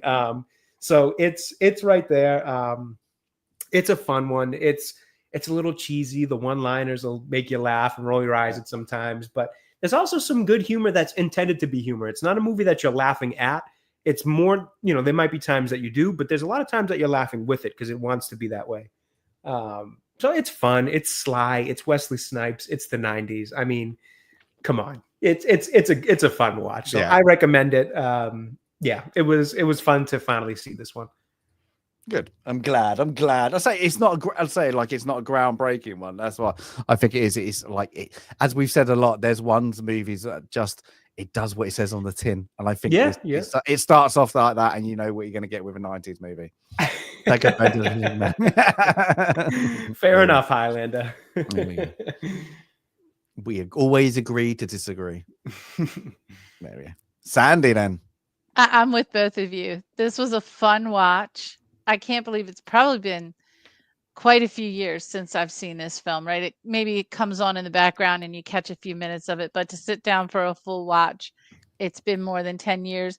And I thoroughly enjoyed it for all the reasons both of you mentioned. I do think there are a couple of areas that, could have stood just a little bit more work. Number one, I think the romantic story just doesn't fit. I know why it's there because that's part of the template of 80s, 90s films.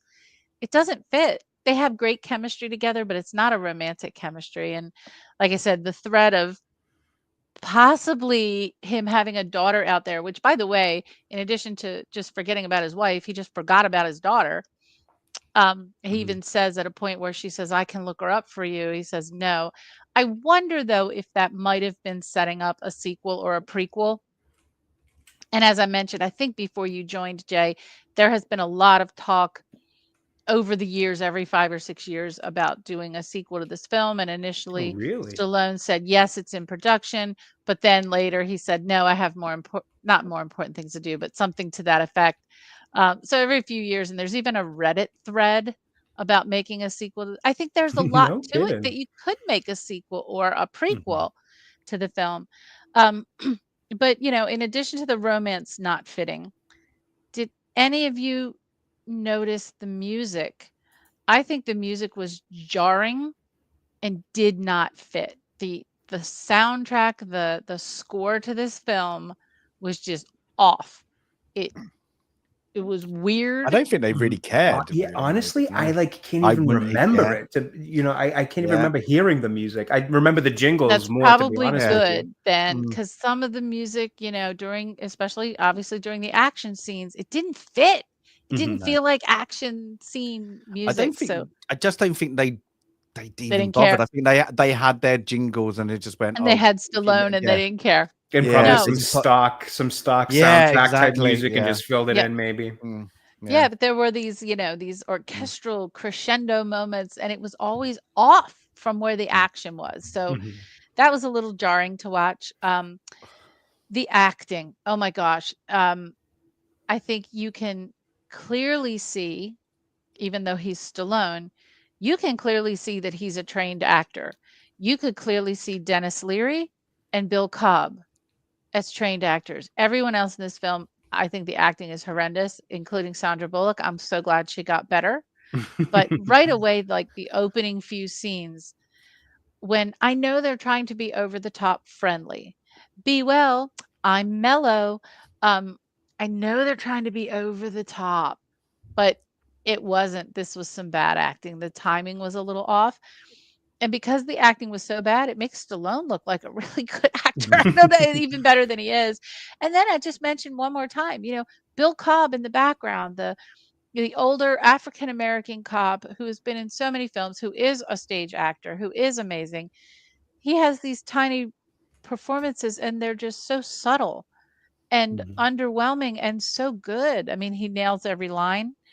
Um, so, when I look at my score, I started out at a 5.5, just like, I think both of you were near or at there. But I took away 0.5 for the bad acting and I took away 0.5 for the music that was distracting. So I came down to a 4.5, but that's not bad. That is still a recommendation from me. I would still watch this film again. It's a fun it does exactly what it needs to do. There's a bad guy, there's a little complication because there's 2 bad guys. There's a 3rd bad guy who turns out to be a good guy. It's enough. There's a lot of blowing things up. I also wanted to mention one thing about the action scenes. So that first scene with Stallone bungeeing out of a helicopter, that was the first time in movie history that a stunt drop had been done from a helicopter that was not into like when they drop into one of those great big inflatable things, that was a quote bungee jump, but it wasn't technically a bungee cord from a helicopter. So that was the first attached drop from a helicopter done by a stunt man. His last name was Kane, Bill Kane, I believe his name was, who did that. So a little bit of stunt history with this film. I thoroughly enjoyed it and I thoroughly recommend it. And what a great recommendation, James. Good call. There we go. And I said it was out of 2, and I just wanted a little bit more cheese. That was it. But then, like, you've got those ones, like those movies. And I think we said, like, action movies, you're not going to probably, I would be hard pressed to put any action movie above an 8 because they're not supposed to be Right. award winning, as you said. They're not Oscar worthy, a lot of them. You get crime action ones, maybe in a different category. But yeah, like Commando, you can watch Commando. It's bad acting, but you know what you're gonna get. It's just some of those ones. I think this is a little bit better probably than Commando, but I just liked it. Yeah, we don't have to give it high scores, but you can go, I thoroughly enjoyed my 2 hours of watching. But it's not even 2 hours. This one is like very short on that. But Yeah, and it goes yeah, by fast. It was like yeah, hour and 50 some minutes, but it went by really yeah, quickly. yeah. So yeah, I'm glad you like it. You liked my little pick and our first pick of our new little wheel.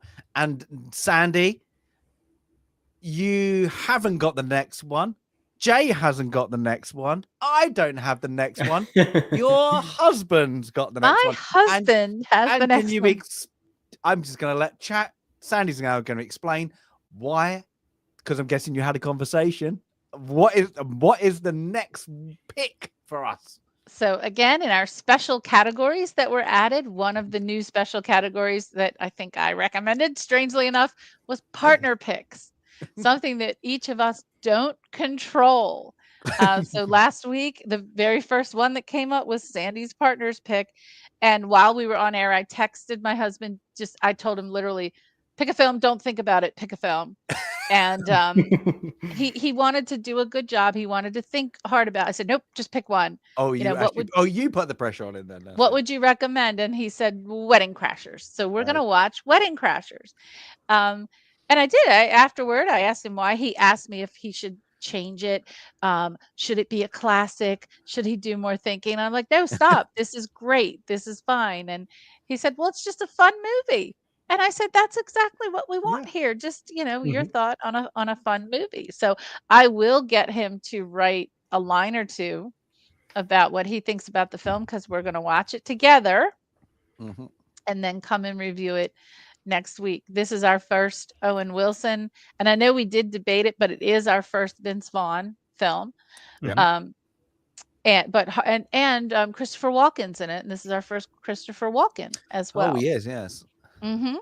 So so it should be a good one. It's one that I don't know, I don't think about it much, but if it's on, I'll watch it. It's like dodgeball. It's fun. It's a bit of fun. So looking forward to chatting period about had those kind of I believe it was actually the same year as dodgeball. Vince Vaughn in both. Yep, Vince Vaughn. It was kind of that crew, those the Zoolander was another one around that time. That's a guilty pleasure for me. I do. Yeah, I do enjoy those comedies. I love that. So now, quick thing, and we can discuss this backstage and Discord as well, but I do have a scheduling conflict next week where I'm actually going to be away for the weekend, so we can figure out what we want to do there. Okay, that's fine. Yeah, we'll figure it out. James also owes us a special on sci-fi, but he'll need he'll need to do that. He'll need to work that out. Yeah. But on that, should we do it? Shall we do it? As I'm doing now, I'm going to do 5 shuffles. 1, 2, 3, 4, 5. I saw Glory to turn up there. I've got a feeling it's going to be another pick, because I think we've added so many of those like that. But you never know. It could be something. So we mentioned completely Jurassic Park today a few times. We did, yeah. So it won't be that. Should we do it? Let's do it. So we got comedy. We've had action. Oh, I think we're going to go serious. I think it's going to be another serious one. Let's do this. All right. 3, 2, 1. Boop. Go.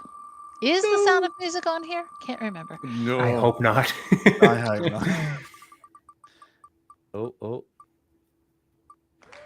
Oh my God! That's wow! Fair. 2 in a row.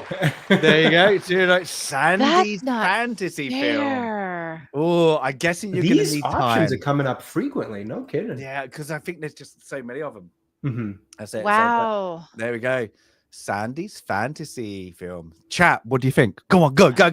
What should I pick? Is that I would need a week for that. I wouldn't be able to do it on the spot. See, I know what it is. It's on the wheel. I know what my number 1 fantasy film is. Oh, do you know it already? You're going to take it off the wheel?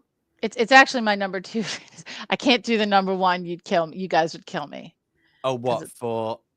Well, Lord of the Rings really is. Lord of the Rings is fantasy, right? I mean, but I wouldn't do that. Take a moment. Take a moment. Think about it. Take a moment. Well, I've written them down before. I know what it is. But do you all consider this fantasy though? I think we do, right? It's not sci-fi because there's no science in it, but it is. There's going to be no question. It's going to be the Highlander. Okay. Oh, okay. So Yeah.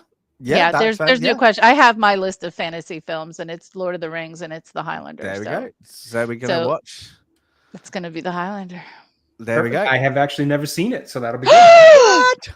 Yeah. Jay, I'm going to have a heart attack. I never had a ton of interest in it, so this will be a good one. Fantasy has always been, whether it's gaming, TV shows, whatever, fantasy has always been, I wouldn't say one of my least favorite genres, but it's not a genre that I go to first. For whatever reason or another, it's just never been a genre that's clicked with me in that way. Although I have enjoyed it. Obviously, I love Lord of the Rings, all that. But like some of the kind of, I wouldn't say lesser known, because Highlander is obviously not lesser known, but it's obviously not the caliber of what, Lord of the Rings is.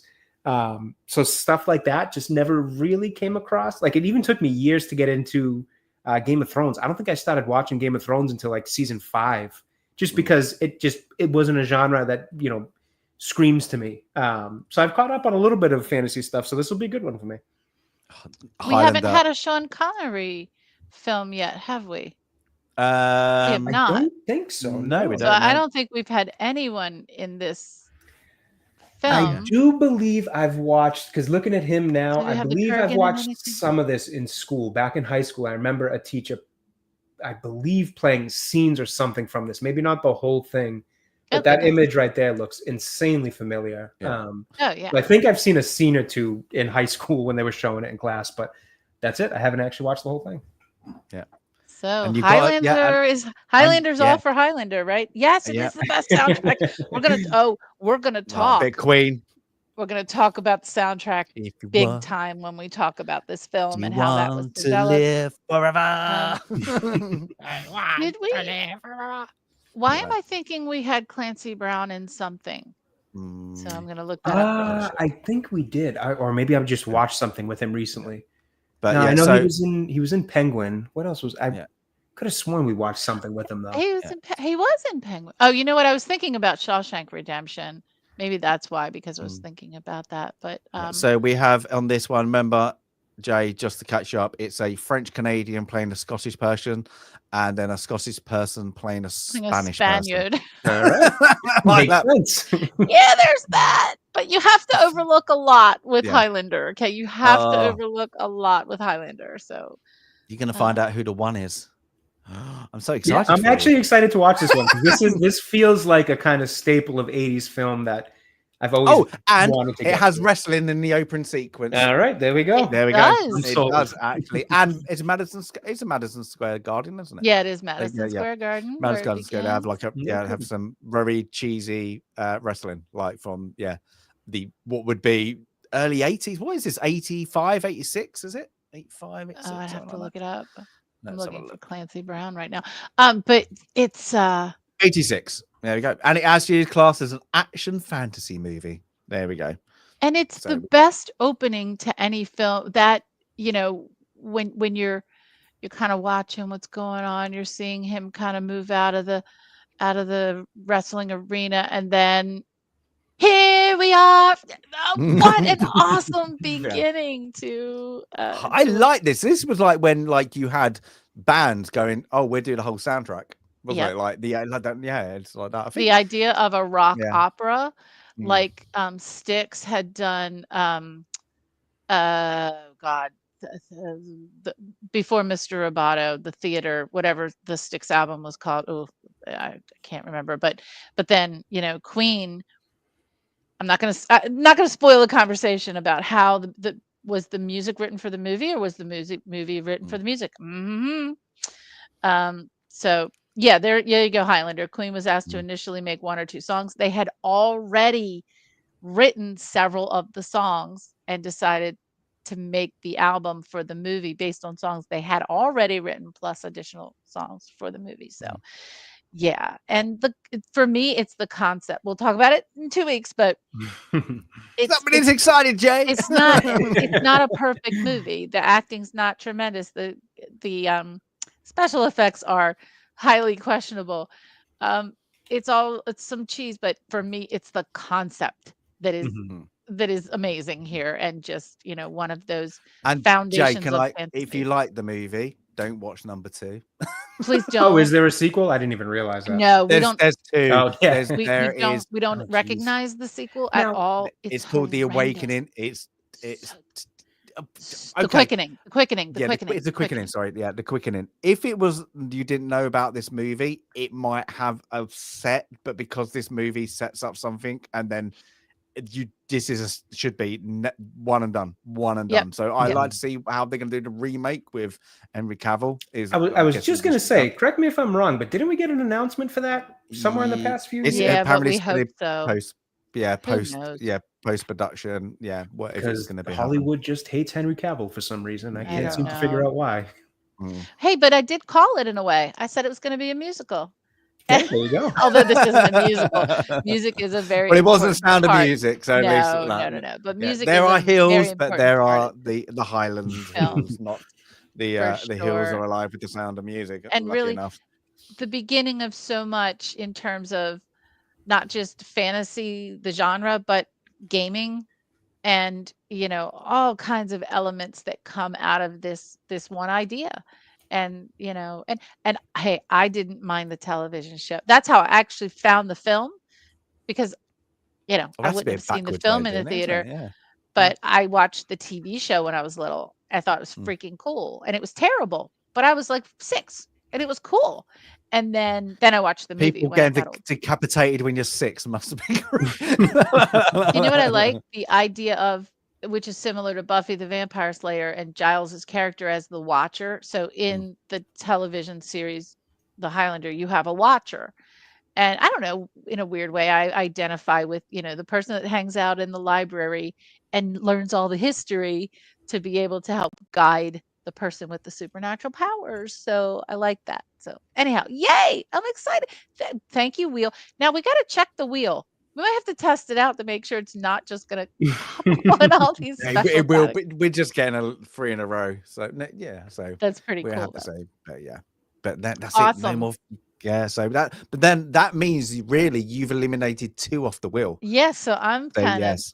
I'm going to have a long break, but Jay, I am And super it's not a book, excited and it's for not you a to book, watch. so don't worry. Yeah. It's Is not it a Wedding book, excited but to you watch know this what? one. You know what I'm going to do? I'm going to dig back into that television series. So I'm not going to, there's not a book, but I'm going to read the television series. Yeah. Jay, I'm excited for you to watch this. I am. Yeah. I thought same here. Yeah. So yeah, this is a classic. I mean, like a movie classic, if you like that as things. Yeah. Yeah, it's a bit cheesy. I still like this. I still like it. It is cheesy. yeah, It's bad acting. It's everything that, like, if we picked it apart, but what holds it together is this was a new concept for the day. This was new, and it is rooted in historical Scottish mythology, and then there is the music. So converse to Demolition Man, where I think the music is a real detriment. Oh my God, the music tells the story in this film. So yay. Okay, no more about that, or we'll go on forever. We'll just do the Highlander. But Yeah. good pick. I thought, oh, fantasy. Yeah. No, so yeah. But it is action fantasy, so that's cool. So yes, there we go. So first fantasy down. Woohoo. So we got So we got 2 good ones. Let's find out how we feel about the Wedding Crashers. And then Highlander.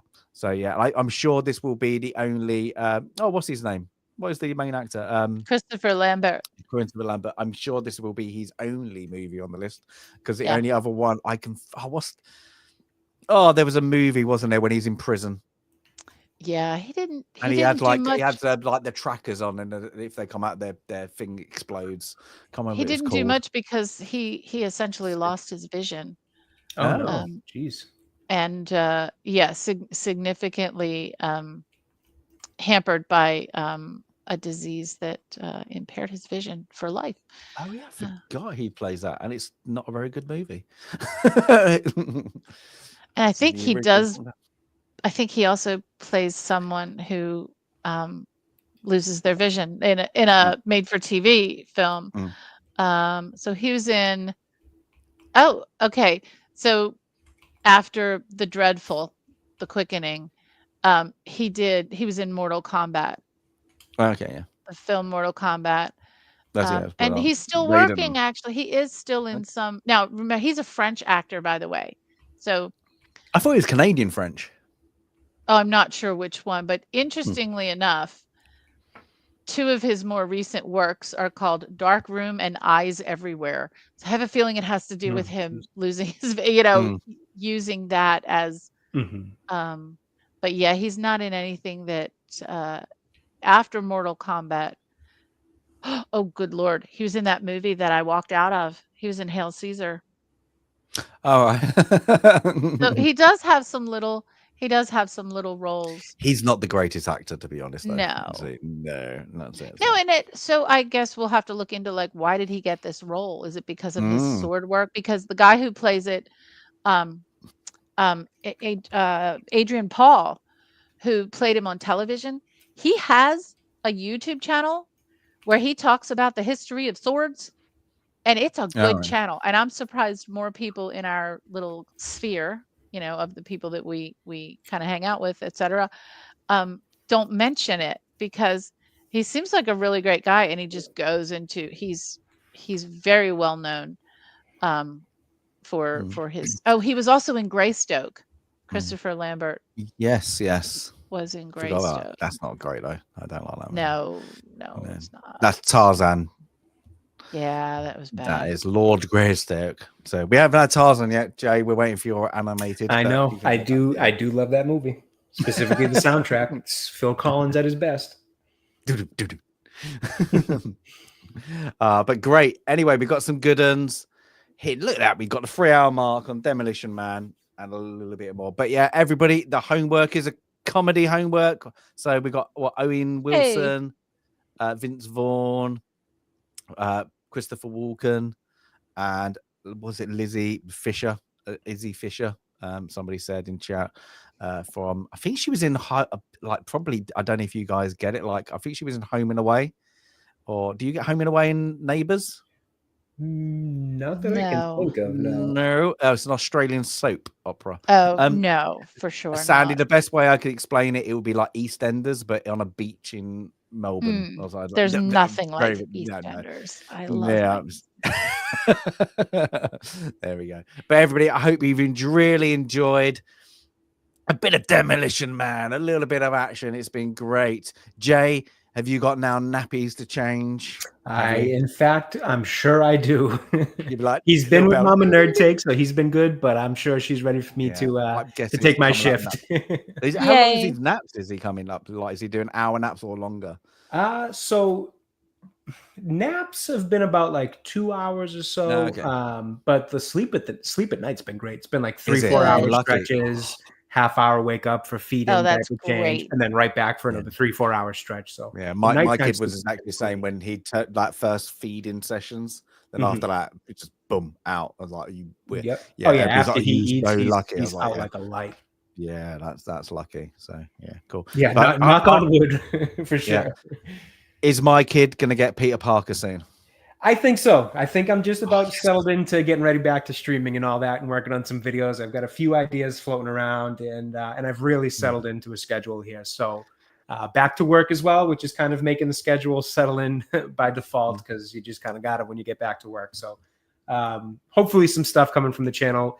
I want to say this week. I don't want to overpromise. So if you don't see it this week, don't crush me. But hopefully I can get you guys. I would have to say you're on a mission. I would say like he's on a secret mission that he can't get on. Yeah, exactly. He's super into Spidey at the moment. So that's So he's like, well, hopefully I can get a Spider-Man stream in this week and a video as well. That would be great. There we go. Sandy, are we doing another walk? Or are you doing another upload? I've seen you got some good hours and good views. I'm not. I have. Oh my gosh! I mean, just crazy people just enjoy historic architecture, and I think that's great. I am debating whether to go out tonight, so I may be live streaming tonight. It would be from what's called the Harbor East part of Baltimore. So I might not. Going to decide in the next hour. Not going out tomorrow because of events going on in Washington, D.C. There's a huge event with millions of people in Washington, D.C. tomorrow. So my little safe parking spot will probably not be there tomorrow. But yeah, thank you all for supporting my channel. I do appreciate it. And looking forward to more cool things to come. Excellent. I'm not too sure what I'll be gonna. I might have to just be the film club for now. June for my real life work is really busy. I'm gonna try every time. I'm like, no, and also I'm addicted to the front, Sandy. That's the problem. We're playing this game. It's crazy. I need to do a live on it. I actually, as we are here chatting, I just joined the server, so I'm in there picking up some sticks and getting my pickaxe and axe ready. Jay, so guess what, I'll see Jay? you guys in there. I'm not live streaming tonight, then, Jay. I'm coming in. I'm coming Sounds in to help good. you. There we go. So we're gonna have That's I might have a great. late one then. Damn it. That's it. That's great.